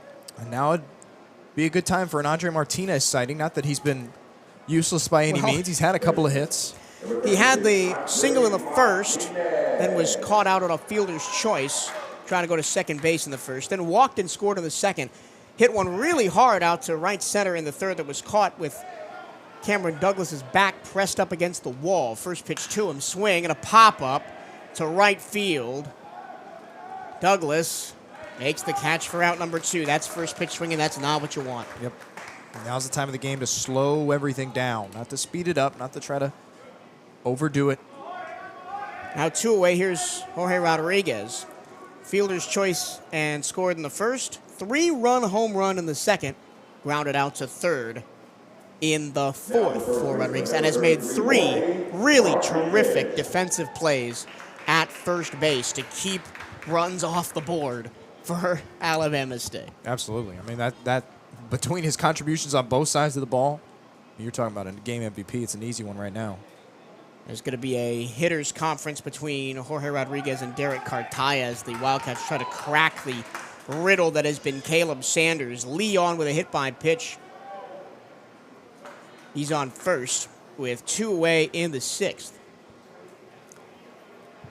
And all you have to do really is just start putting hits together. You don't have to go deep. You don't have to try and take one over the wall. Just diving back in safely at first is Lee after a check over. Really, all you need to do is just get a couple more runs on the board, make it a little bit better for your pitchers, a little bit easier. Right now with the 3-run lead, it's really tenuous. First pitch, big cut and miss, but the ball gets back to the backstop. Darrell Lee goes to second. He's going to fake like going to third and then head back to second base on the wild pitch. The rare swing and miss wild pitch that's not a foul ball. That could potentially be a big swing for the Wildcats there. Now runner in scoring position. Just put one on the outfield. Darrell Lee's one of the faster guys on the team. Bring him home. The catcher, DeMarcus Smiley, just straight up missed that. It was low and inside. I think Sanders missed his spot because Smiley was set up outside. And Rodriguez wasn't really ready for it either because he missed bad. The count is no balls and 1 strike. And Sanders deals. Inside on the hands, fouled away. And the count is 0-2.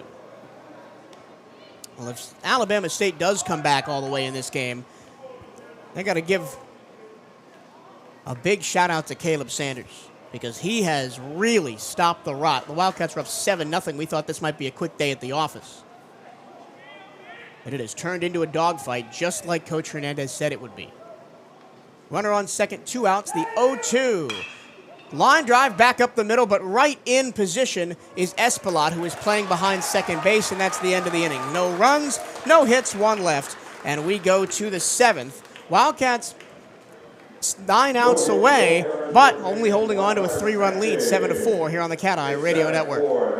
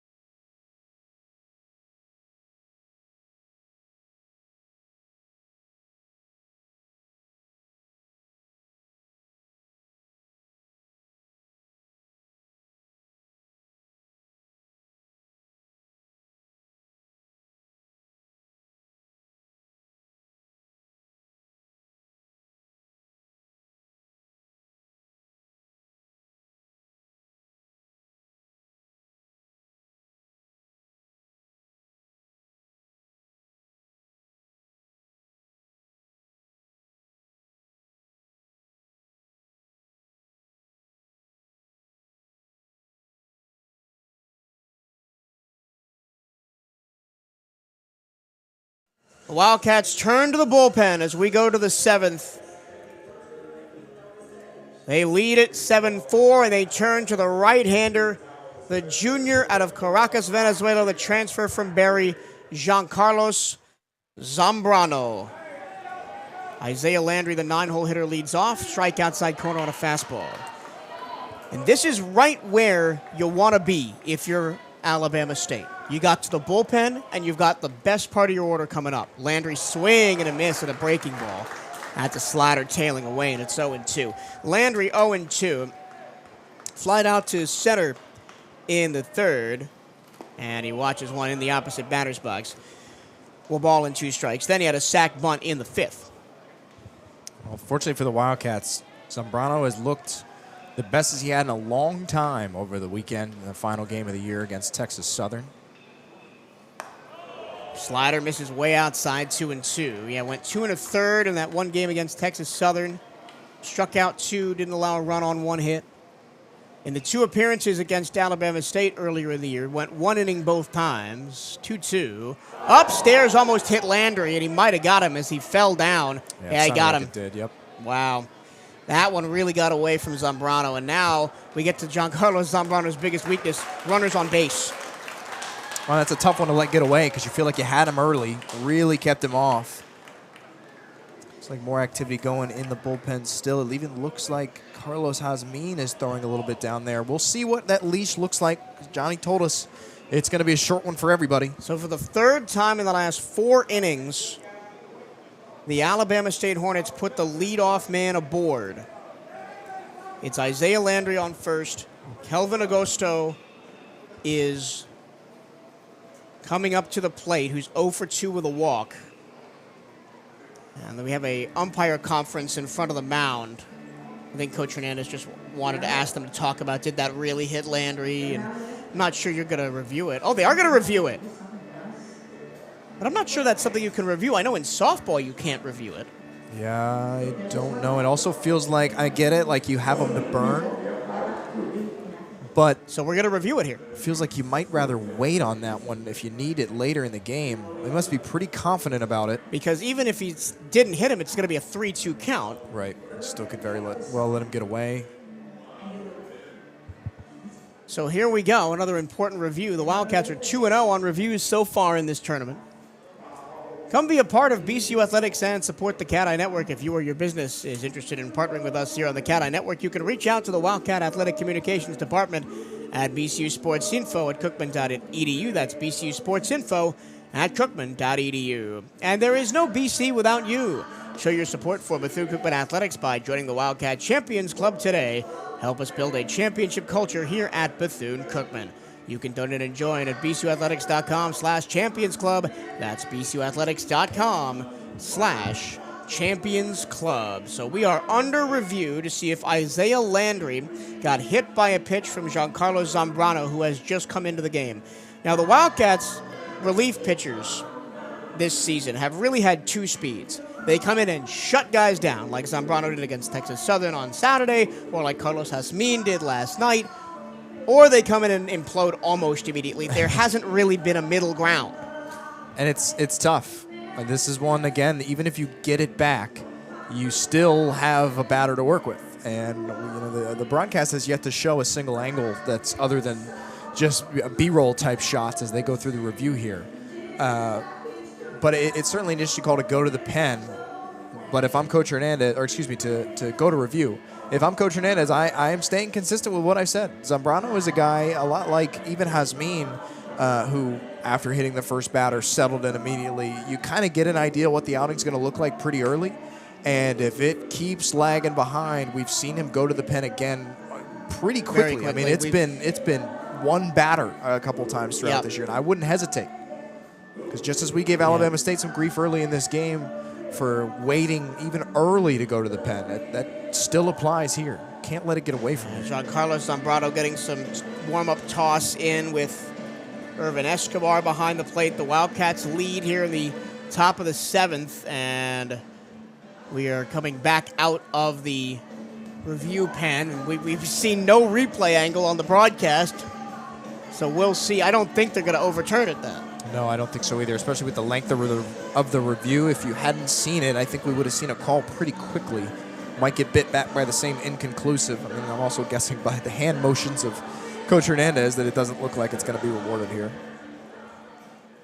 And now the umpires are going to all meet again.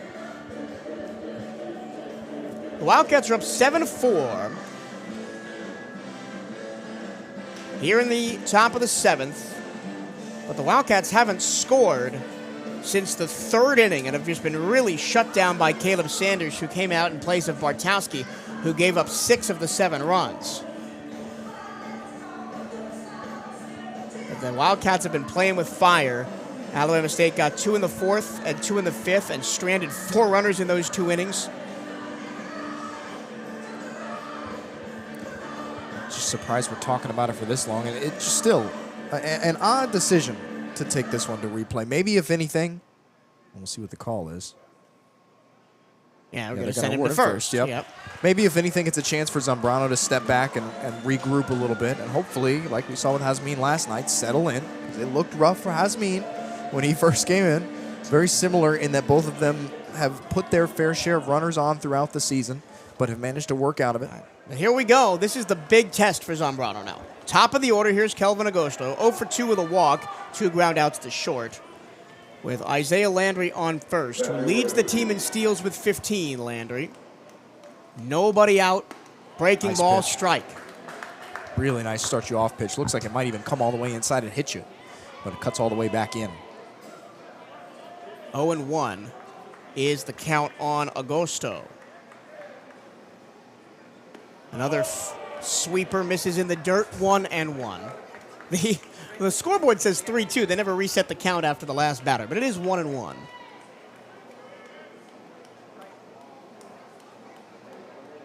Zambrano deals. Fastball caught the corner. 1-2. Definitely caught that wide corner. That's one we've seen given just about every time today. Now the board says 3-0. Anyway, it's a ball and 2 strikes. The pitch from Zambrano. Off the end of the bat, base hit to right field. Isaiah Landry going to go all the way to third. Runners on the corners, nobody out. He tried to throw the sweeper again, and it just caught the tail end of Agosto's bat. Hits his first hit of the game. Oh boy, here we go again. Yep, tying run at the plate. You don't have a whole lot of time to mess around anymore. And the tying run is Juan Cruz. 2 for 3. Singled to score to the 4th, 2 RBI double in the 5th. Zambrano on the season, his ERA is 3.32, 40 2/3 innings pitched. Ground ball, base hit down the third base line. Scoring is Landry. Rounding second is Agosto. He'll hold up at third, and it's 7-5. I think you gotta pull the trigger on Zambrano. I know you've now gotten past what you think a lot of the heart of the order is, or maybe not yet because you got Douglas coming up right behind him. But I think you gotta pull it. Doesn't look like we're gonna see an immediate move. It's just not missing bats.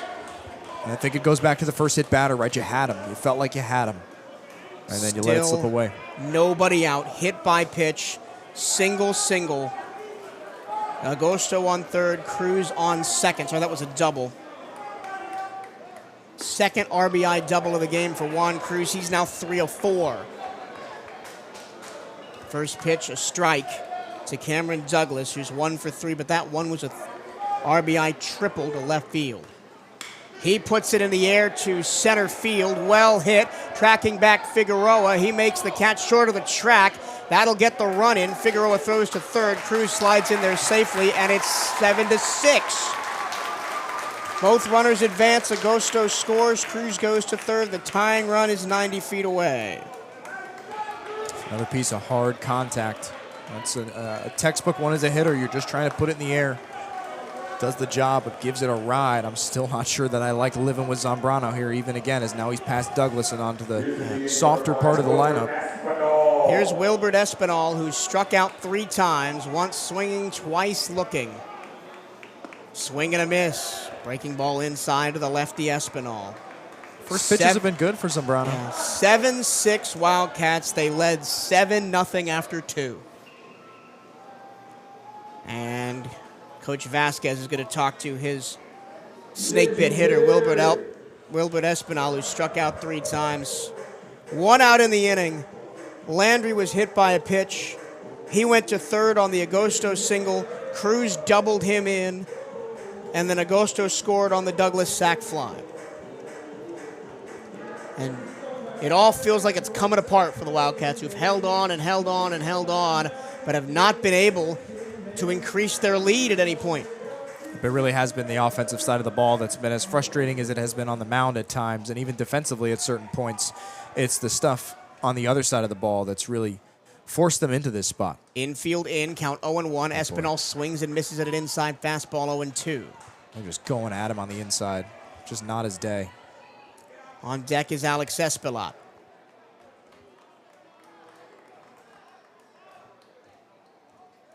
Zambrano's 0-2. Dribbled foul behind the plate, and Espinal stays alive. I think that's the first time he's made contact today. And the 2 strikeouts looking were both against Corre, really both with great sliders. Let's see if Zambrano goes for something similar here at an 0-2 count.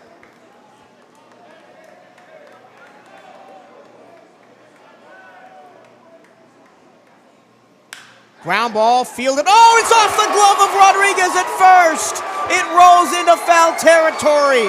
Scoring is Cruz, and we're tied. Going to second is Espinal. 7-7. Oh, no. Well, Alabama State doing what the Wildcats haven't. You put the ball in play. You got to do it in ways like that. As much credit as we've given to Rodriguez for the great day that he's had out there defensively, he just finally got one. Took a weird hop. Missed it. And we find ourselves here, and it's far from over, right? I still would go to the pen. I don't think we've seen enough from Zambrano to justify him staying out there when the go-ahead run now is at second base. Second error of the game for the Wildcats. And I think you're hurt here. Yeah. I think you're hurt here a little bit by the way that Yoancel Diaz looked last weekend, because I think if he had looked on, as Joel Sanchez, the pitching coach, is going to come out to the mound and have a conversation. If he had looked on that Friday night versus Texas Southern as he had throughout a lot of the year, I think you would have seen him already in this inning. But the fact that he comes out in that game, he goes an inning and he allows 5 earned runs on 5 hits, I think then you're a little wary of going to him. But a lot of the season he's had some of your best strikeout stuff, some of the best ability to get out of jams like this, maybe like nobody else on this roster. And so I would have still made the move, and of course hindsight is 20/20. Now that we've seen what Zambrano has, it's easy to say that now, but I still don't know that I like him in this spot.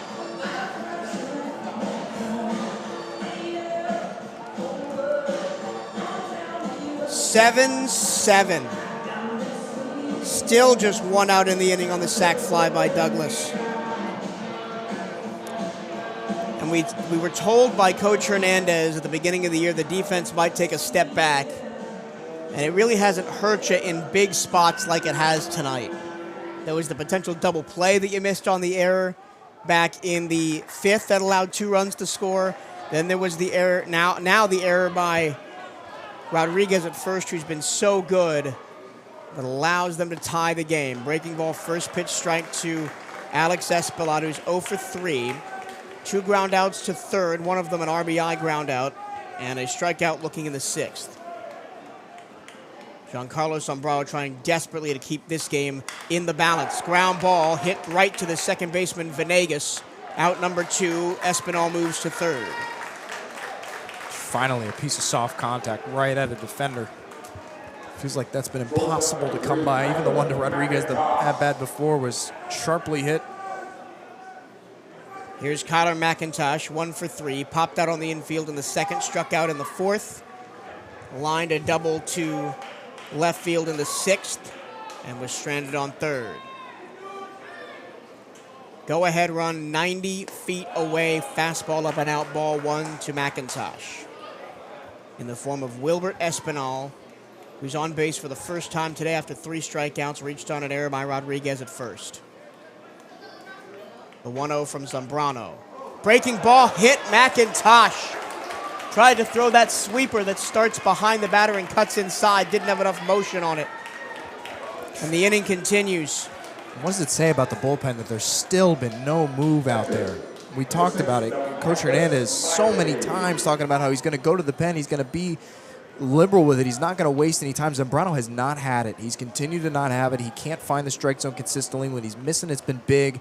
And when he's been missing his spots, it's been over the heart of the plate. And he's still been given the chance to go out there. I don't see the reason to keep him out anymore. Second hit by pitch of the inning for Zambrano. Also hit Landry, the first batter of the inning. Comes inside. Strike called on DeMarcus Smiley, who's 1 for 2 with a walk and a run scored. Smiley doubled in the third, walked and scored in the fifth, struck out of the sixth.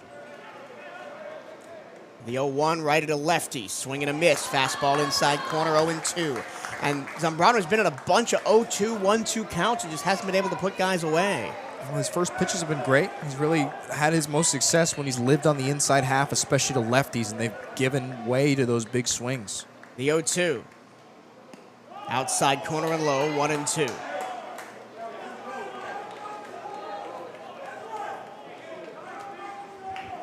Seven, 3 in the frame on 2 hits, an error, and 2 hit by pitches. The go-ahead run 90 feet away, the 1-2. Runners go, swing, and a chopper foul, first base side. And the count holds 1-2. The runners will go back. DeMarcus Smiley, who on the year is hitting .291. 28 RBI with love number 29 here to put the Hornets on top. Once again, the 1-2. Ground ball, chopper over the head of Rodriguez at first, and Alabama State leads.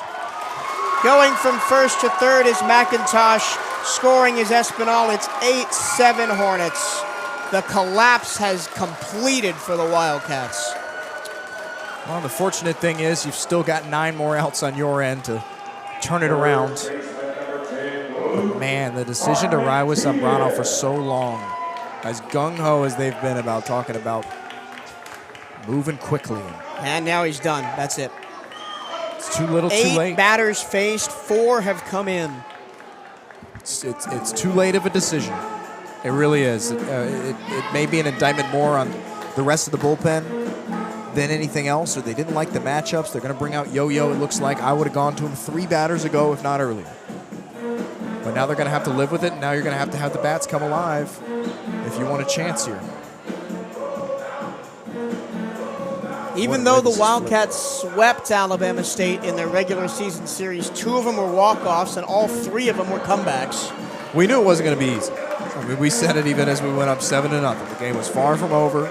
We knew it wouldn't be easy. Alabama State, to their credit, has chipped away and chipped away. They haven't tried to take it all back.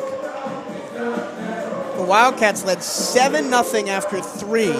Since then, they have 1 hit and 2 base runners. And Yoancel Diaz is going to try and come in and get the 1 out to get the Wildcats back on offense. Feels like they've been out there for an hour in this 7th inning. They didn't do Zambrano any favors. They certainly didn't out there defensively either. It's just kind of a disastrous inning, but when we say how loose the team is, when we say it feels like they're ready for every challenge, well, they've got a big one in front of them now. They've got time to rectify it. They've got time to make it right, but you have to flip that switch again. A loss today, and you're right back here against Jackson State at 9 a.m. an elimination game. Even if you win that, you got to play Alabama State again at 3 o'clock. And it feels like the Wildcats will be right back where they have been the last 2 years, trying to fight through that lower bracket. Yoancel Diaz takes the mound, trying to leave the bad taste of the loss to Texas Southern firmly in the past. He gave up 5 runs on 5 hits in an inning of work. That was all Texas Southern needed in a 5-2 win last Thursday, 7 days ago. The comeback speaks a lot to the coaching at Alabama State and how you're able to keep everybody's heads in the game. You're able to keep everybody engaged, especially on the offensive side of the ball. And when all's said and done, regardless of the outcome, you'll give Sanders a ton of credit for being that catalyst defensively to keep the Wildcats quiet for so much time. But it's not easy to keep the bats all ready to go when you're down 7-0 right out of the gate, and it feels like you can't get anything right. Well, Southern just did it in the game before us, right? They ended up winning big, 17-11, after being down 7-0 after 2. Yoancel Diaz on the year, a 6'11" hitter, 17 2/3 innings pitched. His record is 3-4. He's given up 13 runs on 20 hits, 12 earned, striking out 28 and walking 6. He will be faced with Luke Parmentier. It is 8-7 Alabama State as they've plated 4 in the inning. Runners on the corners with 2 outs. Parmentier fouls it away. First pitch, a fastball. Giancarlo Zambrano saddled with all 4 runs and one of the 2 on base. The other one was the error. The 0-1 to Parmentier. Breaking ball, strike, 0-2. How many times have we been at 0-2 counts of this inning and haven't gotten outs? Parmentier, 0 for 2, 2 ground outs to short. Reached on a fielder's choice in the 5th and ended up scoring. 0-2 from Yo-Yo. Breaking ball, swing and a miss. And finally, the inning comes to an end. But 4 runs on 3 hits, an error, and 2 left. And we go to the bottom of the 7th. The Wildcats, who at one point led 7-0, find themselves down 8-7, and now in a hole here on the CatEye Radio Network.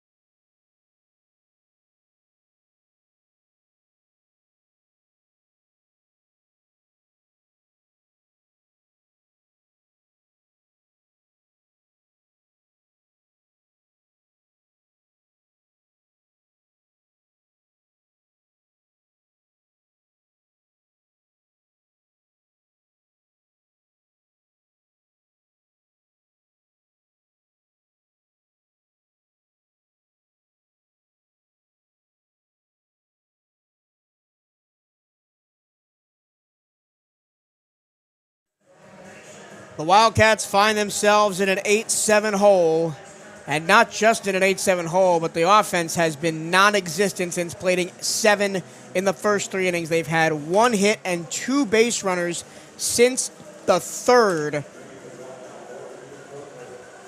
And Jorge Rodriguez is going to lead it off. It's like Venegas. Oh, sorry, Venegas is going to lead it off. My apologies. It's a big spot for Venegas, and Armani Newton behind him. Talking about as much as they're swinging and striking out, you got to play it conservative here. Venegas, 0 for 2 with a walk, was stranded on 3rd in the 1st, struck out looking in the 2nd, grounded out to short in the 4th. Caleb Sanders continues to dominate on the mound. 61 pitches now. At this point, you hope the long sit for him throws him off just enough for you to find that crack.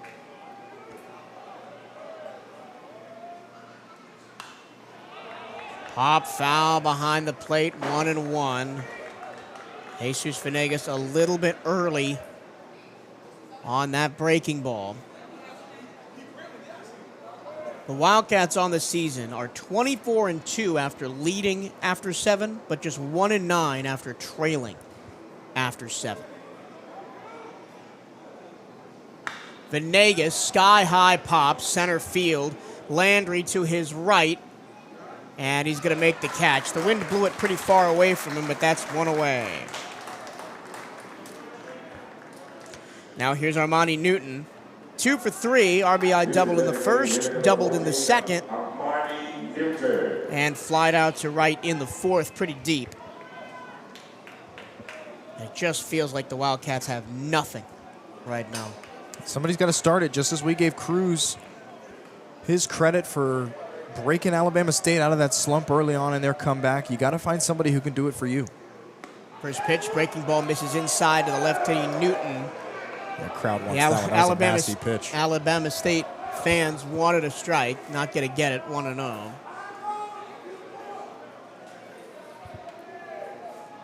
Just one hit since the third inning for the Wildcats. Newton fouls it off to the third base side, 1-1.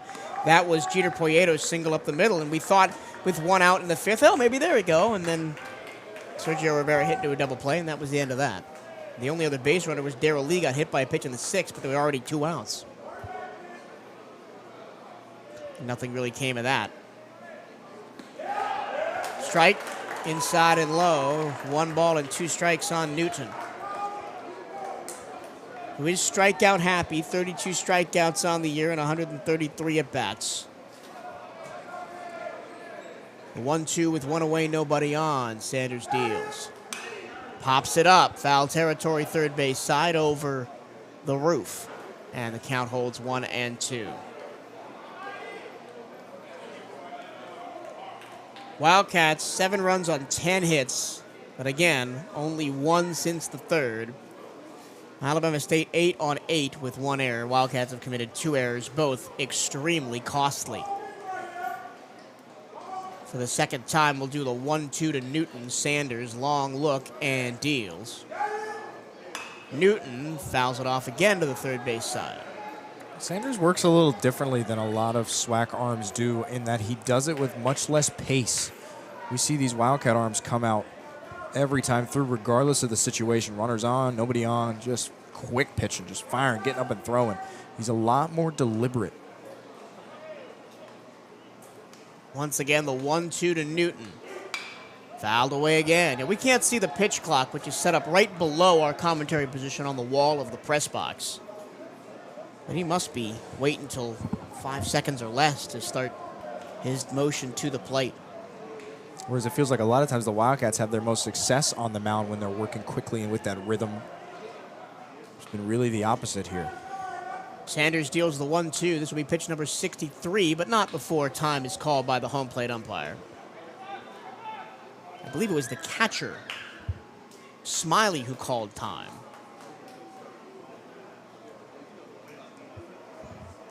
He's now signaling to the dugout. I wonder how Alabama State calls pitches. Is it really from the dugout? Is the catcher calling it? Maybe the catcher is seeing something and wants something to be called. Anyway, Newton stands back in for the third time. We'll do the 1 ball, 2 strike pitch from Sanders, lefty to lefty. And again, it's fouled off straight back.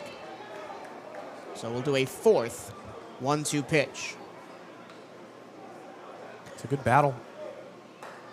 Wildcats, if they fall today, will come back at 9 a.m. tomorrow, potential doubleheader. They'll play Jackson State at 9 a.m., 10 a.m. Eastern. And then if they win that, they'll be right back against this Bama State team at 3. Newton, check swing, inside, ball 2. Alabama State crowd fired out. That one wasn't even close. That wasn't He even had close. to jump back. It almost hit him. And they're out here trying to call for that. That one was maybe the easiest call the home plate official has made in this AB. Now it's 2-2. This is the longest AB the Wildcats have had in a while. Let's see if Newton can win it. The 2-2. Bounce to the plate, 3-2. That's the kind of pitches you force when you hang around and stay alive and foul off their good stuff, is they either have to try to do something different with it or the fatigue sets in and you just miss one. A very good at bat from Newton. Can he finish it off, though? 3-2. Breaking ball, watched it down the middle for strike 3. Newton strikes out looking, 2 outs. And now here's Irvin Escobar, who's 0 for 3. Grounded out 3 times, once to second, once to first, once to third. Yeah, you see kind of the slow walk back to the dugout for Newton. A little bit of a little bit disheartening one. If we get back to Armani's spot in the order, I wouldn't be surprised if he's pitch hit for it. That was a good at bat. It really was. Your patience turned into maybe a little bit too careful, waiting on the perfect one instead of getting defensive. Now 2 away. Here's Escobar. Ground ball towards third. It gobbles up Parmentier, and he's got no play. So the second error of the game for Alabama State puts a runner aboard with 2 outs. I'm a little bit surprised there. I thought maybe Parmentier would have still had a play on it if he gathered it, knowing Escobar is one of the slower runners on this team, but good for Escobar to run that one down. Well, it popped off his glove, off his chest. He gathered it with his bare hand, and it slipped out of his bare hand as he tried to cock back to throw. Yep. So really, it was 2 errors on 1 play, but that's not how the game works. Yep. So only the 3rd base runner for the Wildcats since the 3rd. Now the batter is Jeter Poyeto, who has the only hit against Caleb Sanders since the 3rd. A single up the middle back in the 5th. 2 outs, Escobar on first after the error. First pitch was high, ball 1.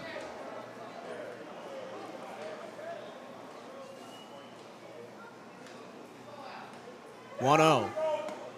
Fastball strike down Broadway, 1-1, excuse me.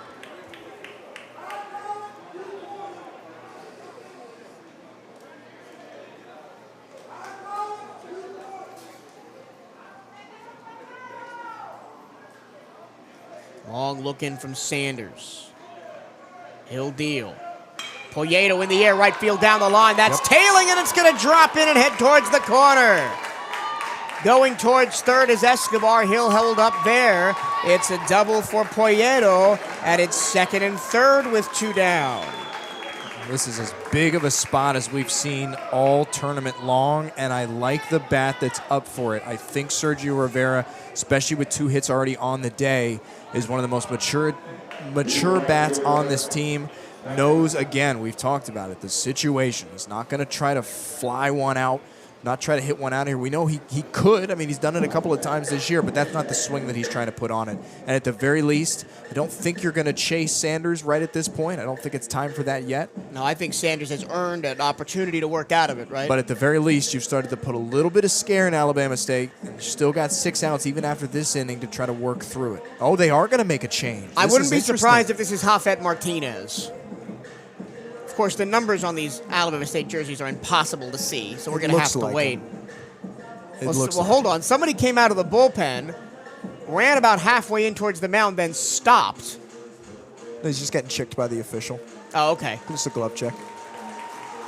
So this is an aggressive call to the pen by Coach Vasquez, the former Wildcat player and coach, trying to beat his former school for the first time this year and send his squad to the upper bracket final. And if it is Martinez, and again, I haven't had confirmation on the number, but the Wildcats hit him around pretty good, so it's very clear that this call was made because they like the matchup with Rivera. Caleb Sanders, 5 1/3, 77 pitches, allowed one run on 5 hits, struck out 3, didn't walk anybody, shut down a Wildcats team that was cruising, up 7-0 and cruising, and allowed his offense to get back in the game and now lead 8-7. He's in line for the win. And it is Jafet Martinez on the mound. Aggressive call, you said it. Yeah, they must like the matchup. And Martinez pitched last night, 1 full inning through 16 pitches, got 1 strikeout, 2 flyouts to close out Jackson State last night for a 7-6 first round win. Hafet Martinez will get you his numbers momentarily. He's a sophomore from San Juan, Puerto Rico, out of the International Baseball Academy. On the year, a 4.61 ERA, 6-4 with 2 saves, 54 2/3 innings pitched. He's allowed 42 runs on 58 hits, 28 earned. 28 earned of 42. He's had no help from his defense this year. Striking out 41 and walking 20. He's allowed 9 doubles, 1 triple, 4 homers, 2 wild pitches, 6 hit batters. But against Bethune-Cookman, he only threw a third of an inning, allowed 4 runs on 4 hits. That was the 10-9 Wildcat walk-off win, the first game of the series. And he came into the game in the bottom of the 7th in that one. It went single, triple, double, ground out homer. Guess who had that triple? Sergio Rivera. So if you want a second guess, if this one works in the Wildcats' favor, and that's a big if, it's a big spot, but that'll be your second guess right there. The most important batter of the game right now, Sergio Rivera, 2 outs, tying run on third, go-ahead run on second, Escobar on third, Poyeto on second after his 2-out double. The batter is Sergio Rivera. He stands in to face probably the best arm Alabama State has on paper, Jafet Martinez. Righty to righty is the matchup.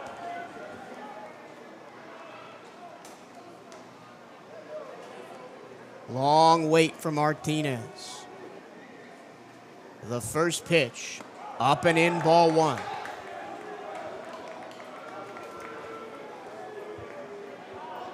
It feels like all it takes is one for the Wildcats, and you're right back rolling. But can they get it here?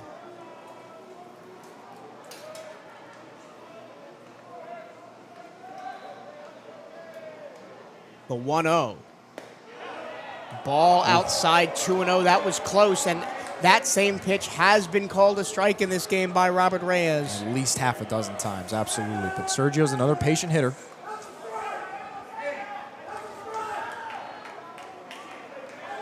Two balls, no strikes. Martinez stands very straight from his stretch position he deals. Line drive! Base hit left-hand side! Scoring is Escobar! Here comes Poyeto! The throw to the plate is not in time! Wildcats take the lead! It's 9-8! Sergio Rivera, the senior, comes through again! Talk about a second guess, right? You talk about a second guess. This is a guy that not only was crushed by the Wildcats as a team back at the Jack a few weeks ago now, but a guy in Sergio Rivera that had no issues dispatching him last time. And you had a guy that gave you everything he had. And of course we know there's more into it than just what we can see from here up in the press box. But Sanders had given you everything. And even based on length that he's given you this year, he was just at 77 pitches. And instead you went in to a guy that could not hack it against the Wildcats. And I wouldn't be surprised if this one continues, because like you mentioned it, this Wildcats team in many ways is like a rock. You push it down the hill and it just keeps rolling. The offense tends to motor on from there.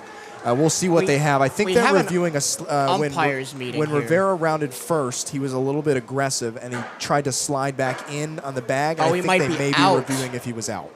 But even so, the 2 runs would score. So was he called safe or out? I believe he was called safe. Okay, well, I will let's confirm see. that, but I'm 90% sure we got the he was called replay safe. booth right next to us. I mean, that looks like obstruction if it was right in the way. Yeah, we'll see. It's about the right hand. That's really inconclusive. Really inconclusive. But either way, the runs will count. The runs will score either so way. It's still right? 9-8 Wildcats on a potential 2 RBI single by Sergio Rivera. Well, I mean, it will be a 2 RBI single. Yep. Is he safe or out on a throwback? Yep. Daniel Figueroa is in the batter's box to potentially face Martinez if the Wildcats are still in the inning. I don't think Figueroa faced him in that inning. That wasn't before Figgy was really getting regular playing time later on down the season. That was when Rivera was in the 9 spot and came to Darrell Lee next, who doubled off of him. Again, what an interesting decision. I'd love to be a fly on the wall and hear what goes on when you make that call, because on paper, for us up here, it's so easy to say, what are you doing, right? I mean, what are you doing? A guy that had no success against the Wildcats, and a guy who had no more success than except for Jorge Rodriguez a couple batters later, who homered off of Martinez, and Rivera, who does just the closest thing. It's a wild decision to make, a wild decision. It'll be interesting, win or loss, to talk to Coach Hernandez about it and see his perspective. So we are reviewing whether Sergio Rivera got back in safely after a 2 RBI single scoring Poyeto and Escobar. Now they're checking to see if Poyeto crossed the plate before he was potentially tagged out, which tells me he's going to be out. And we're seeing if the second run is going to score. Oh, boy.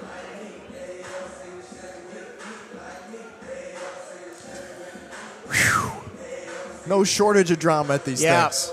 So currently it's 9-8, but it could be 8-8. Poyeto kind of slows up before he crosses. Right there he crosses. Now they change the camera angle. Yeah, he's well in if those cameras are synced up. Yeah, see, I'm not so sure about that, and I'm with it being a SWAC digital game, and we give them credit for everything they do for us and the work that they put on. The look of everything this week has been great. But I don't know if they have the benefit of having all the views up at once, especially when it comes to replay. It's tough to say. When we have an HBCU Go or an ESPN come down, they have the truck, they have everything available, it's all synced up. I'm not sure what the production looks like from a replay standpoint, so we will have to see. The replay, I'm going to say, is 6 to 1, half a dozen to the other. It's very close to whether he got back in at first. Sometimes your best friend is old inconclusive. Yeah. But he was called safe by the first base umpire, Robert Nunez. Hafet Martinez, his long hair streaming out the back of his black cap with the Hornet logo on the front, getting some practice pitches into his catcher, DeMarcus Smiley. Daniel Figueroa waiting in the on-deck circle. Potentially he will be next to face Martinez. The Wildcats now lead 9-8 as this game twists and turns again like a roller coaster.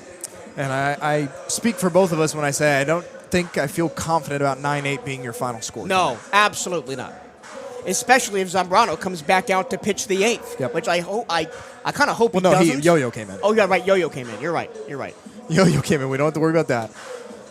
Yo-Yo's also a guy who can give you a couple. Yeah. So you hope maybe he can finish this I just one got out a regardless. text from our social media manager, Autumn Sanders, who says he looks like he's out on TV, but there might be obstruction. That's what the TV booth is talking about, obstruction. See, that's what I thought when it originally, because he was standing right in the way. I mean, if you watch the slide, if any of you happen to be playing both at the same time, you can very clearly see that Cruz is right in his way. I mean, you had no chance to go around. Yeah, and I just had it told to me by the replay officials in the booth next to me he's going to be called out. Yeah, we figured that, right, too, when you're going to now checking to see if the run scored. That's where you hope the old inconclusive is your friend.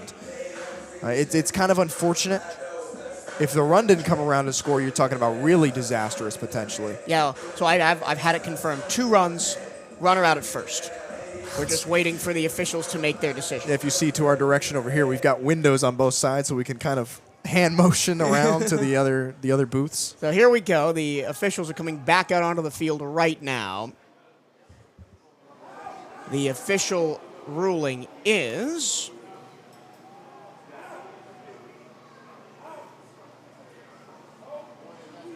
out. And that's the end of the inning.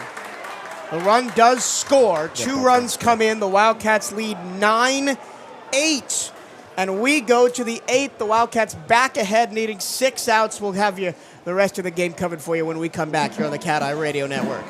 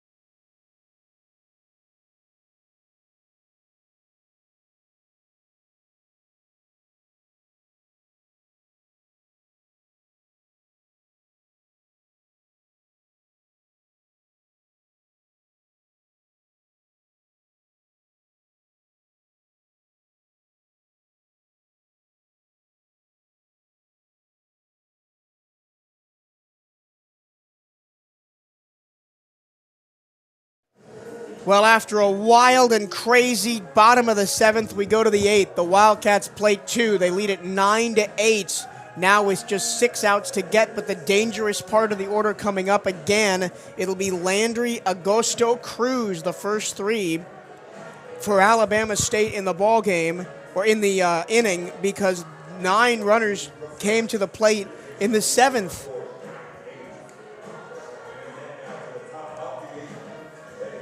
If you can get through a quick one here, if you can get them down 1, 2, 3, at the very least you have the top of that order broken up a little bit. It's not 1, 2, 3, and 4. It's, like you say, it's 9, 1, 2, so you got a little bit of a benefit, but that's, again, assuming that you can get some outs. Isaiah Landry, who led off the 7th, now leads off the 8th.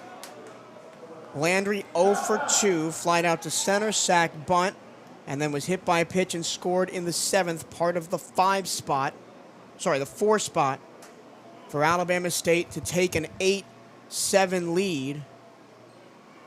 And now they find themselves down again 9-8. But as you said, I don't think 9-8 is going to be your final score.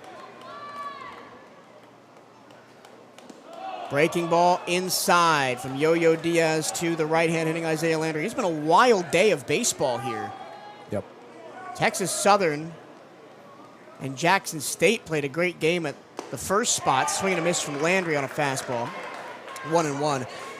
It was 7-1 Texas Southern, 7-1 Jackson State. Texas Southern came all the way back, made it 7-6. Ground ball, foul outside of third, 1-2.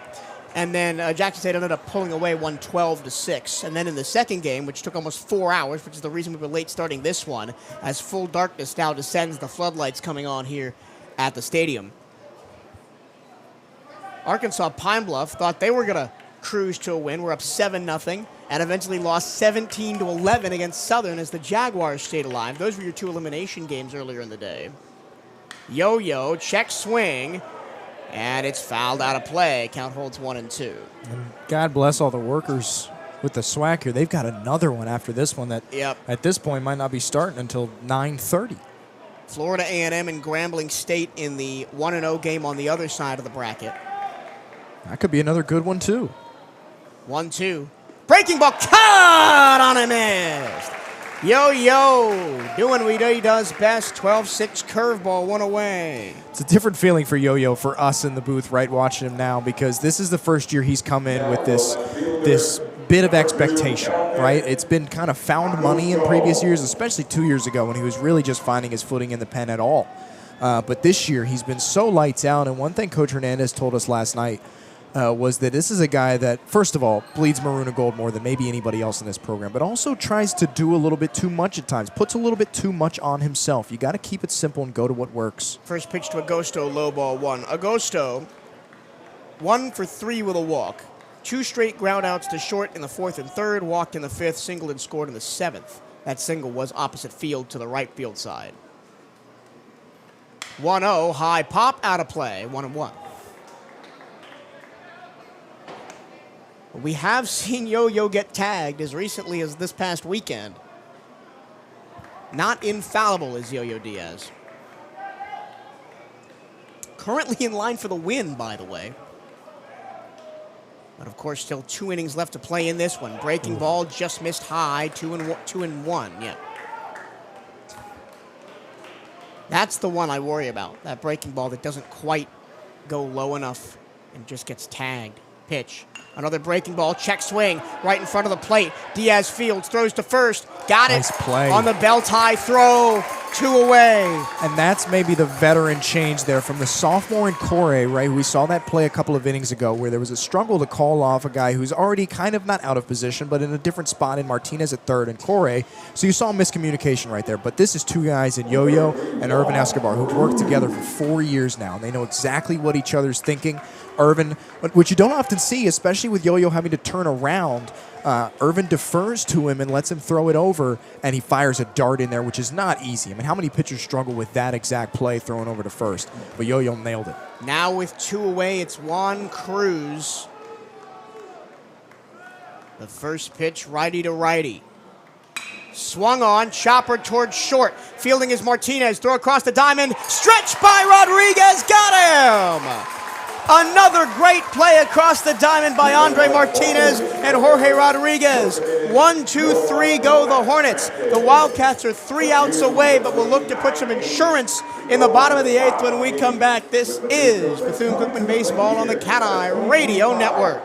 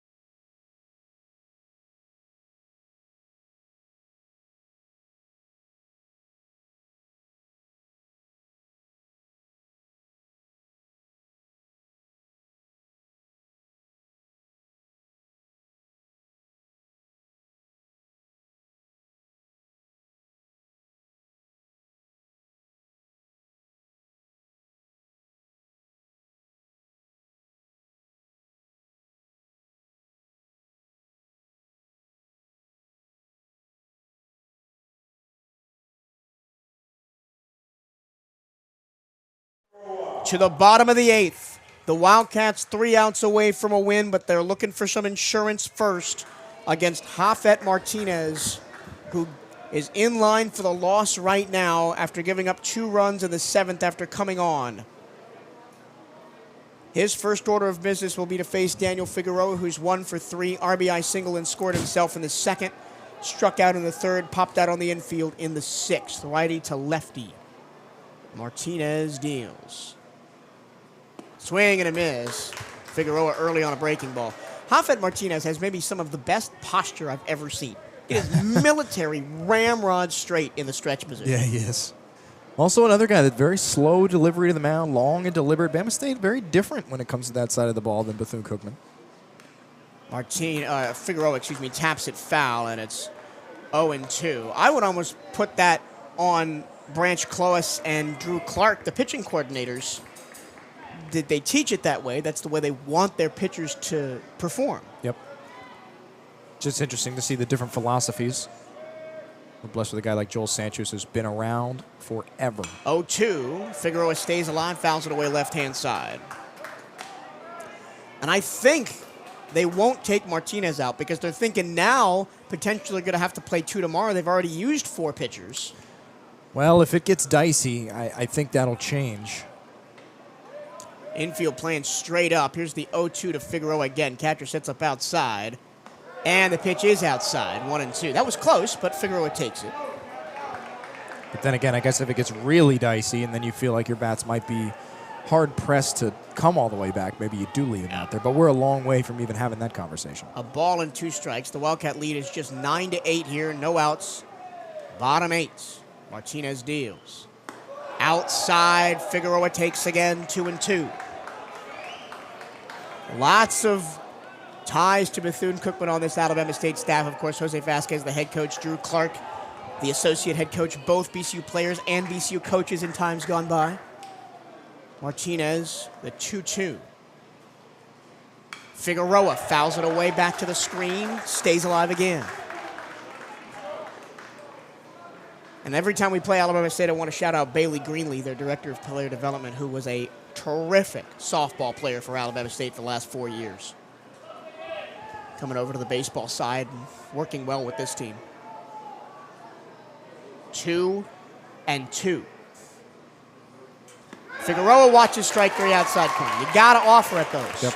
That's the second strikeout looking for the Wildcats. Sorry, the third strikeout looking for the Wildcats today. And all of them on one of those where you know the outside corner is being generous. from the umpires. You got to protect the plate. And the other one that comes to mind is the Armani Newton at bat, where he had fouled off so many of those in those same spots that he knew what he had to do and just kind of got a little too much, trying to force it, really trying to get on base with the walk and just let one go that he, I know, regretted walking back. One away, top of the order now. Here's Darrell Lee, who's 2 for 4. First pitch, fastball outside, ball 1 to the lefty Lee. Lee had an RBI triple in the second, came around to score. An RBI double in the third, stranded on second, was hit by a pitch in the sixth, and stranded on second. The only out he's made was a fly out to open the game in the first. The 1-0. Lee ahead of the changeup, and it's 1-1. And I'll say the opposite, right? If you go 1-2-3 here, I'd put the momentum right back in Alabama State's court. Rafael Martinez is someone who, as he delivers the 1-1, ground ball softly hit towards second, Espelot to first, 2 away.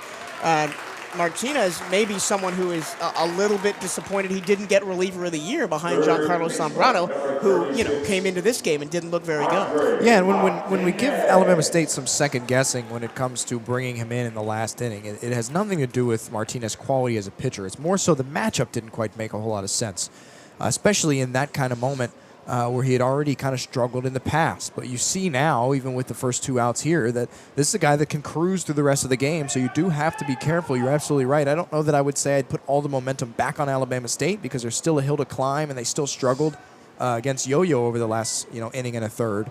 But it definitely sets you up a lot better. Now 2 away. Here's Arne Martinez, who struggled a little bit today. 1 for 3 with a walk. Bloop single to right center in the first. First pitch to him. Swung on and lined to the left field side. It is foul. Oh, he got all of that one just a little bit ahead of that curveball. And it's 0-1. Off the bat, that was a rocket. Probably the hardest he's hit a ball yet this week. It didn't have a great first game either. He did some things right. He shortened the swing down and got a couple of base hits. But he's been out twice hunting the right field wall. Once a fly ball and once a pop-up to shallow right. The 0-1. Puts his bat on it out to right field down the line. Going back towards the pole. It is foul again. Just missed the other pole.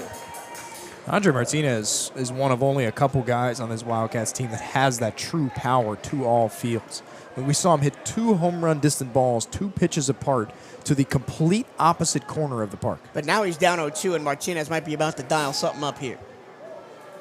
Martinez trying to give his team a chance in the ninth. Martinez fouls it off. Yeah, unsurprising, down and in. 12-6 curve as well, because the first 2 pitches have been change, now curve.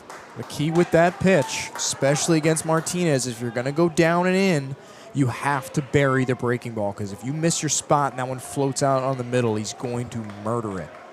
Once again, the 0-2 from Martinez to Martinez. Hoffet to Andre, the pitch. In the dirt, wastes 1 and 2. Didn't notice that till I just said it. And then on the opposite side, still trying to hunt that outer edge, and I don't blame any pitcher in this game doing that. Is this the first time all year we've had this happen with the batter and the pitcher share a last name? I think it is in a game we've done. Yeah, no, I mean, I can't recall one. The 1-2 with 2 down. Martinez in the air, center field. That's going to drop in for a base hit in front of Landry. That's the kind of swing I want to see Andre Martinez putting on balls. Chokes up, shortness to swing. He came inside with the fastball and just poked it into center field. Yep, stayed a little bit too over the heart of the plate. Still think he wanted to keep it on that outer half, force that kind of tough defensive swing or even a swing and a miss, but didn't quite hit the spot with it. And a really well-hit, hard-hit ball out there. Andre Martinez has really liked that right center field in this tournament. Here's Jorge Rodriguez now, who's been terrific at first base defensively. Had a 3-run home run in the second, reached on a fielder's choice and scored in the first. Since then, though, ground out, and then I didn't put how he got out to end the 6th, but he did get out to end the 6th. Big swing and a miss, missed at a slider, down and in, strike 1. Ground out short. Ground out in the short, 6th. okay, so 2 ground outs to the left-hand side. with Martinez on first and 2 down. Wildcats up 9-8, bottom 8. And he misses again on the slider, down 0-2. And if I'm Hafet Martinez, go right back to that because Jorge's been nowhere near it. Always send one down and in like that. That big uppercut swing has been hard for him to even make contact with that one in this game. And really throughout this tournament thus far. Martinez trying to get out of the inning, trying to give his team a chance in the ninth, down by 1. The 0-2 runner goes, swing and a miss, strike 3. Again, slider, swing and a miss 3 times, and that's the end of the inning. No runs, 1 hit, and 1 left. And we go to the ninth. The Wildcats 3 outs away from booking their ticket to the upper bracket final here at the SWAC tournament in 2025. But the lead is just 9-8. You won't want to miss this finale here on the CatEye Radio Network.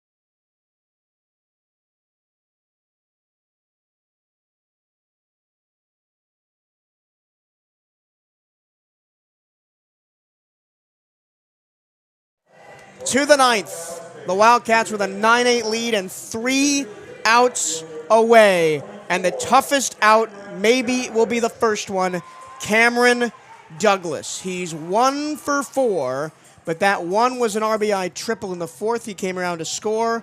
Also had a sac fly for an RBI in the 7th.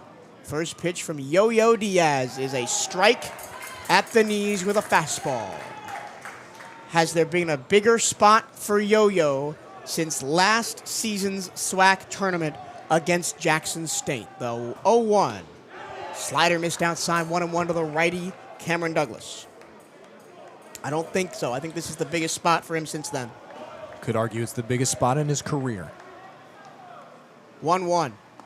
Well, no, because last year was an elimination game. Right, but to me, this culmination of the whole career, a chance to set your team up really well for the rest of the tournament. Maybe there's not quite as much on the line in that side of it, but to me, I think he'd pick this one. The 2-1 pitch. Missed a fastball down and away, 3-1. And there are 2 Wildcats warming up in the bullpen. It's Pablo Torres and Carlos Jasmin, who threw 3 innings last night. I think the leash has got to be pretty tight on Yo-Yo. The 3-1. Swing and a drive, left field and deep. That is caught on the move by Lee. What a great catch by Darrell Lee. 1 down, and Cameron Douglas retired. This Wildcats outfield, we've sung their praises all year, is so athletic, so quick, and has a great eye for the ball, a great jump there for Lee. That's your textbook play right there. If you don't get a perfect jump off the bat, there's no guarantee you're running that one down. He makes it look a lot easier than it is. Here's voice is going here. Wilbert Espinal now. He struck out 3 times, reached on an error by the first baseman Rodriguez in the 7th, came around to score. That was the go-ahead run, 8-7 at the time. First pitch, slider inside corner, strike 1. Righty to lefty, Yo-Yo goes with the pace and deals. Fastball at the knees, strike 2. Righty to lefty is the matchup. Espinal, who struck out 3 times already today. The 0-2 pitch from Yo-Yo. In the air, left center field, long run for Figueroa. He will make the catch on the track. He runs into the wall but hangs on to it. 2 great defensive plays in the outfield, and the Wildcats are 1 out away. Figgy really said, anything you can do, I can do better. A longer run, a tougher read to make, moving, again, all the way over to his right. Fantastic. And that's another benefit of having him in these games now, right? Because there was a time where we didn't think that he would be a regular outfielder, and I'm not sure there's many other guys in this Wildcats lineup that make that catch. Alex Espilot, the right-hand hitter, the first pitch to him. A bunt, left-hand side. Yo-Yo fields, throws to first. It's out of the reach of Rodriguez. The ball gets away to right field. He's going to go to second base. He's going to try and go to third. Oh, he goes back to second as the ball comes in. Oh, no. Yo-Yo, an error with the game on the line, and now the tying runs on second, and the batter is Kyler McIntosh. The 4th error of the game for Bethune-Cookman, and all of them have been so costly. That is such a gutsy call for the bunt. And he's rewarded. All you wanted to do was force a play like that. And I think ideally what you wanted was it to have to be Yo-Yo to make the play. You wanted to put it in a spot where you made him have to, again, make a similar play like he did last time and bank on it not going as well. That's a really tough one. Santana pulls the lever, tries his best, and forces the tough one. It should have been an out. We're going to see Coach Hernandez talk to Yo-Yo again, a guy that puts himself on a pedestal and says, I need to be this, I need to be that, I need to put the team on my back. He's gotten you this far, and he's still just one swing or a couple of strikes away from getting out of it, and I still think I like his chances on the mound. The batter will be Kyler McIntosh, who's 1 for 3 with a double and a hit-by pitch. His outs were a pop-out on the infield and a strikeout. You know what this reminds me of? Jacksonville on the road. Yo-Yo on the mound with the lead in the 9th. It's not his error. It's Irvin Escobar's error behind the plate. Lets a ball get away on a strike 3. Runner goes to first. Next batter, walk-off home run. And it gets tagged to Yo-Yo as a loss, even though he should have been out of the game. Well, again, you've got the bottom of the order up. McIntosh does have the hit today, but this is a guy that's been around. I think this is his 3rd SWAC tournament now. He's been here. He knows what it takes to win. You got a veteran guy. You're going to have to be better. The Wildcats 1 out away. Espilot, the tying run on second. McIntosh at the plate. First pitch, swing, and a foul back. 0-1.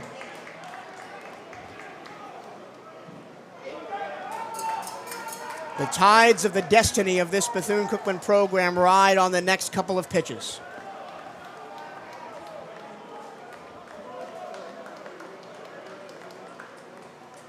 Oh-1. Ground ball towards third, foul ball. Lucky. Martinez fielded it diving in foul territory, so it wouldn't have been a run, but there's no way he's making that play at first.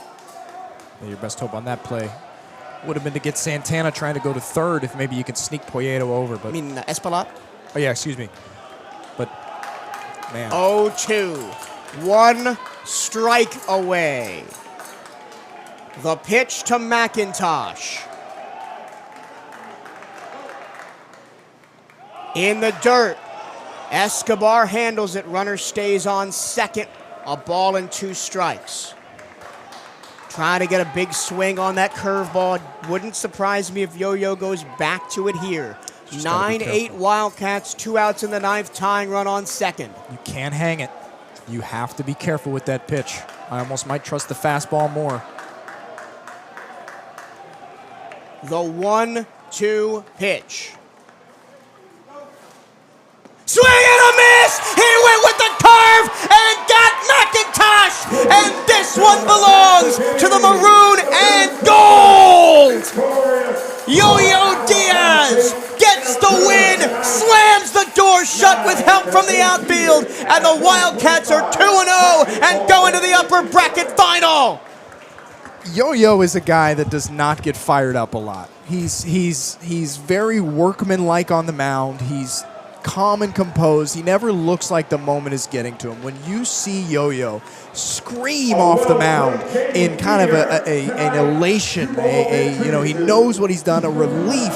It's so great to watch. A kid that deserves the world when it comes to this program, who is the heart and soul of what Coach Hernandez has built at this place. For him, there's something about this time of year, right? It's not the first time we've seen it from Yo-Yo. But to see him be the one to come in and to be that winning piece and that one to shut the door and to send you further and in a better place than you've ever been in his time here in terms of your chances of winning this one, it's so rewarding to watch. But give credit to every aspect of this baseball team for their efforts today. Was the defense a little subpar? Yeah, that's probably putting it lightly. It puts you in some tough spots, but the bats did what they had to do. The pitching did what it had to do. I think Yo-Yo is very much, if you want to talk about a game MVP, if you want to give it to Yo-Yo, I think that's a good place to start. Jorge Rodriguez, another one who saved you not only defensively a couple of times. I'm giving it to Rivera. You can do that too. 3 for 4, 1, 2, 3, 4 RBIs. Yep, you can do that too. But another piece to that, right?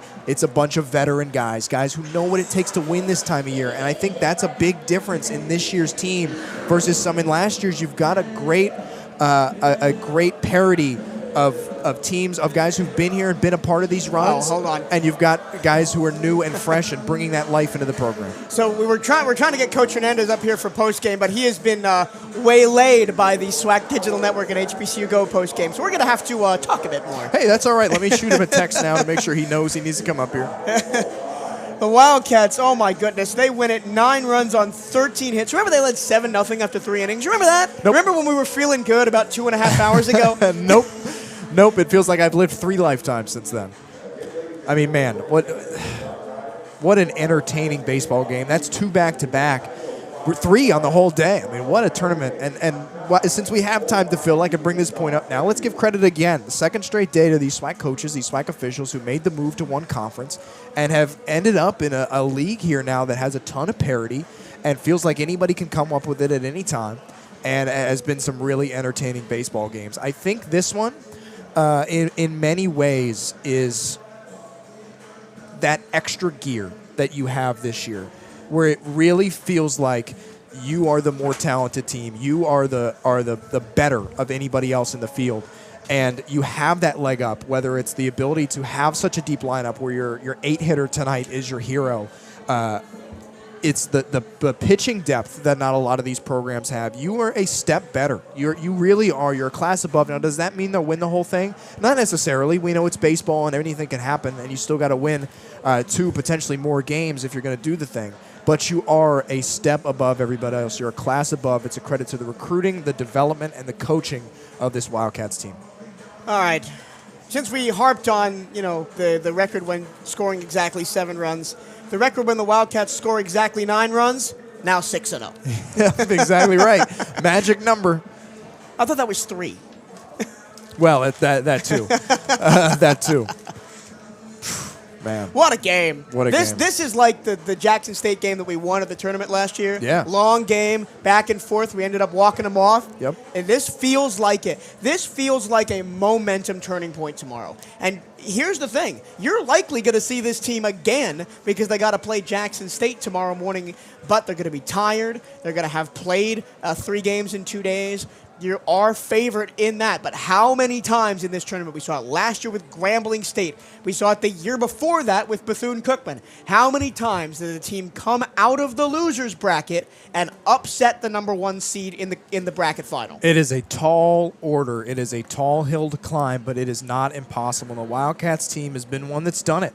It takes a lot of effort. And you a lot of times come up against a team, in this case Bethune-Cookman, that's going to be a step more rested than you are.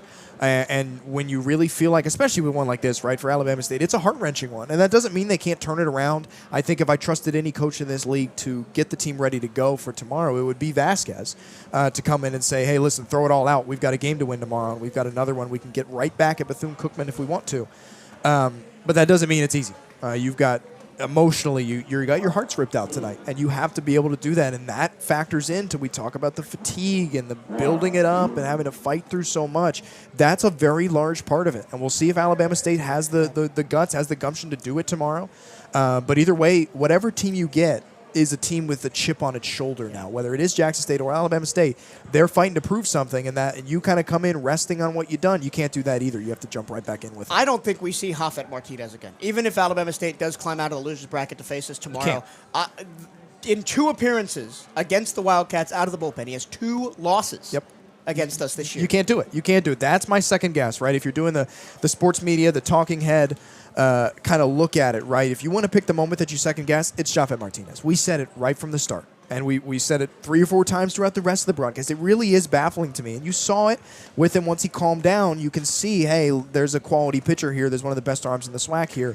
But it wasn't the right moment for it. It was against the Sergio Rivera, a bat who had already haunted him once, against a team that had roughed him around last time they seen him in a very similar gotta-have-it type situation, and he just wasn't ready for it. And I think you kind of hung him out to dry if you're Vasquez a little bit. Now, again, in this tournament, you might not have the luxury of having every arm in the world and all the different options to tinker around with and trusting this guy or that guy or having a guy that's great with lefties or one with right. You don't have all that. Sometimes you just got to go with, on paper, who your best arm is. They thought it was Martinez. They went with it, and they weren't rewarded tonight. It's a big one to second guess. We're still waiting for Coach Hernandez to join us here on the CatEye Network postgame show. Once again, the Wildcats win. They defeat Alabama State for the 4th time this season. They had to do it in style. 9-8. The hero is Sergio Rivera, a 2 RBI single in the 7th to give the Wildcat that 9-8 lead. And Yo-Yo Diaz, with the help of some spectacular outfield defense, slams the door shut on Alabama State. The Wildcats will be back tomorrow at 3 o'clock to face either Alabama State again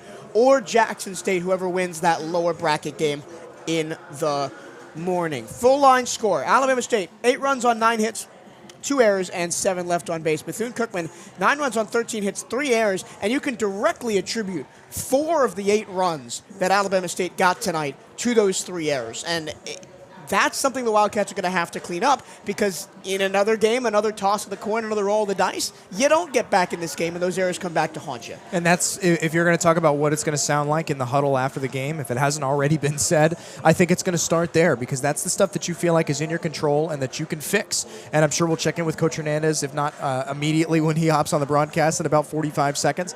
Then we'll talk to him tonight about it when we get back to the hotel. Oh, there he is. Ahead of the pregame. But that's the stuff that you can clean up. We know that they will. The big stuff is out of the way, right? Let's tune it up. Let's tighten it up a little bit and get ready for a big-time championship run. Yep, here we go. Coach Hernandez is about to join us here on the CatEye Network postgame show. The Wildcats defeat Alabama State 9-8. The winning pitcher is Yo-Yo Diaz. His record now 4-4. The losing pitcher is Hafet Martinez. The Wildcats jump on him for the 2nd time this season. His record now 6-5. There was no save. Time of the ballgame, 3 hours and 12 minutes. Oh, my goodness. What a day of SWAC baseball. We had a lot of runs scored in the first game as Jackson State sent home Texas Southern 12-6. The second game was unbelievable as Southern sent home Arkansas Pine Bluff 17-11, and now 9-8. Bethune-Cookman over Alabama State. We're joined by Coach Hernandez here on the CatEye Network postgame show. Coach, at this point of the year, a win is a win. I think that's all you got to say about it. Yeah, I'll take an ugly win over a beautiful loss any day, but I mean, just again, it's another gritty win, for the guys, and that's, you blow a 7-run lead, a lot of teams cave in at that point, and our guys, the biggest message was win the back third, win the back third, win the back third, and Sergio Rivera comes up clutch when needed. When they went to Hafet Martinez, a guy you've only seen for a third of an inning this year, but torched him in that third of an inning, was that when really everything kind of changed?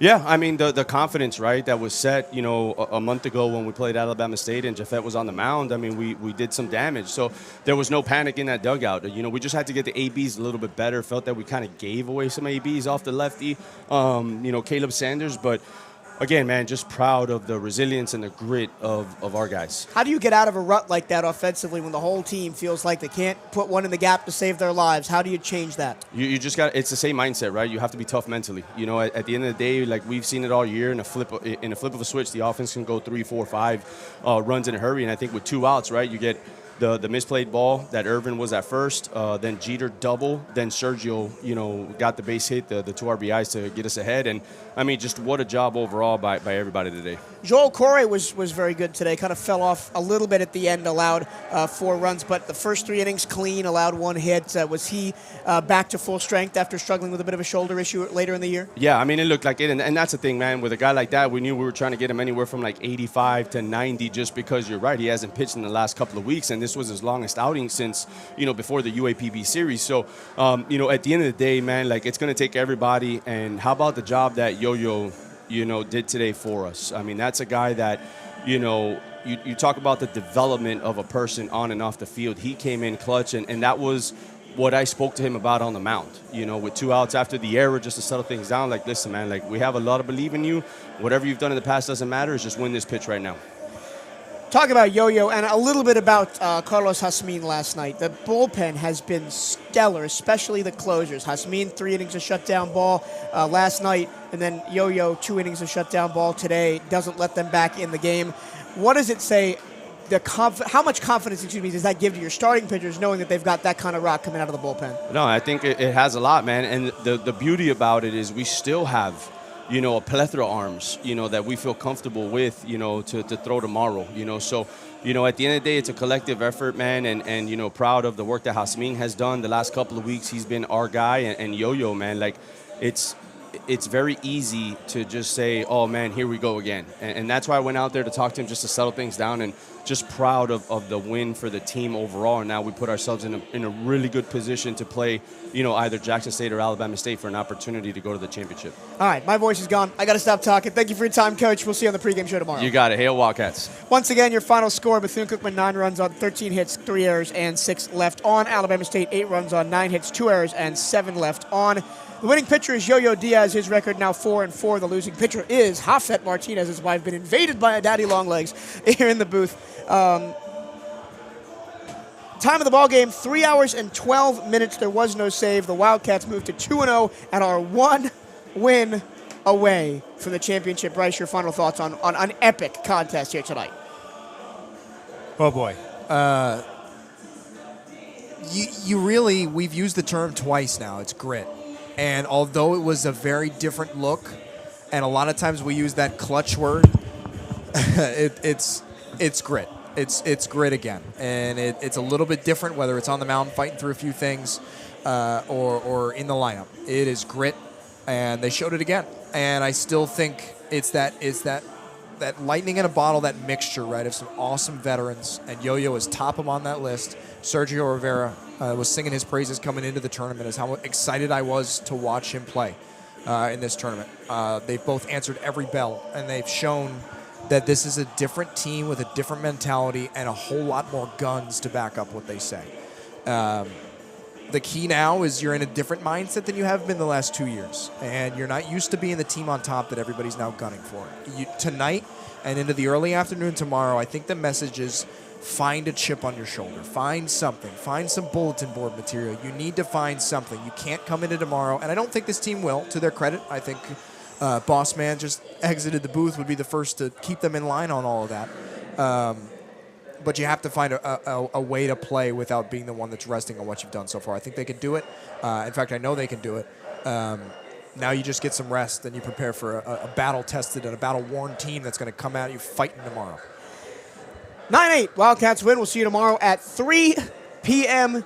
Central, 4 p.m. Eastern. That is if the first 2 games don't run 3 hours over like they did today. Keep an eye on BCU Diamond Cats socials on Twitter and Instagram for the confirmed start time of that ball game. For Bryce Wojnowski, Brian Harvey, and our Wildcat crew here in Birmingham, my name is Michael Travillo. Thank you so much for listening this evening.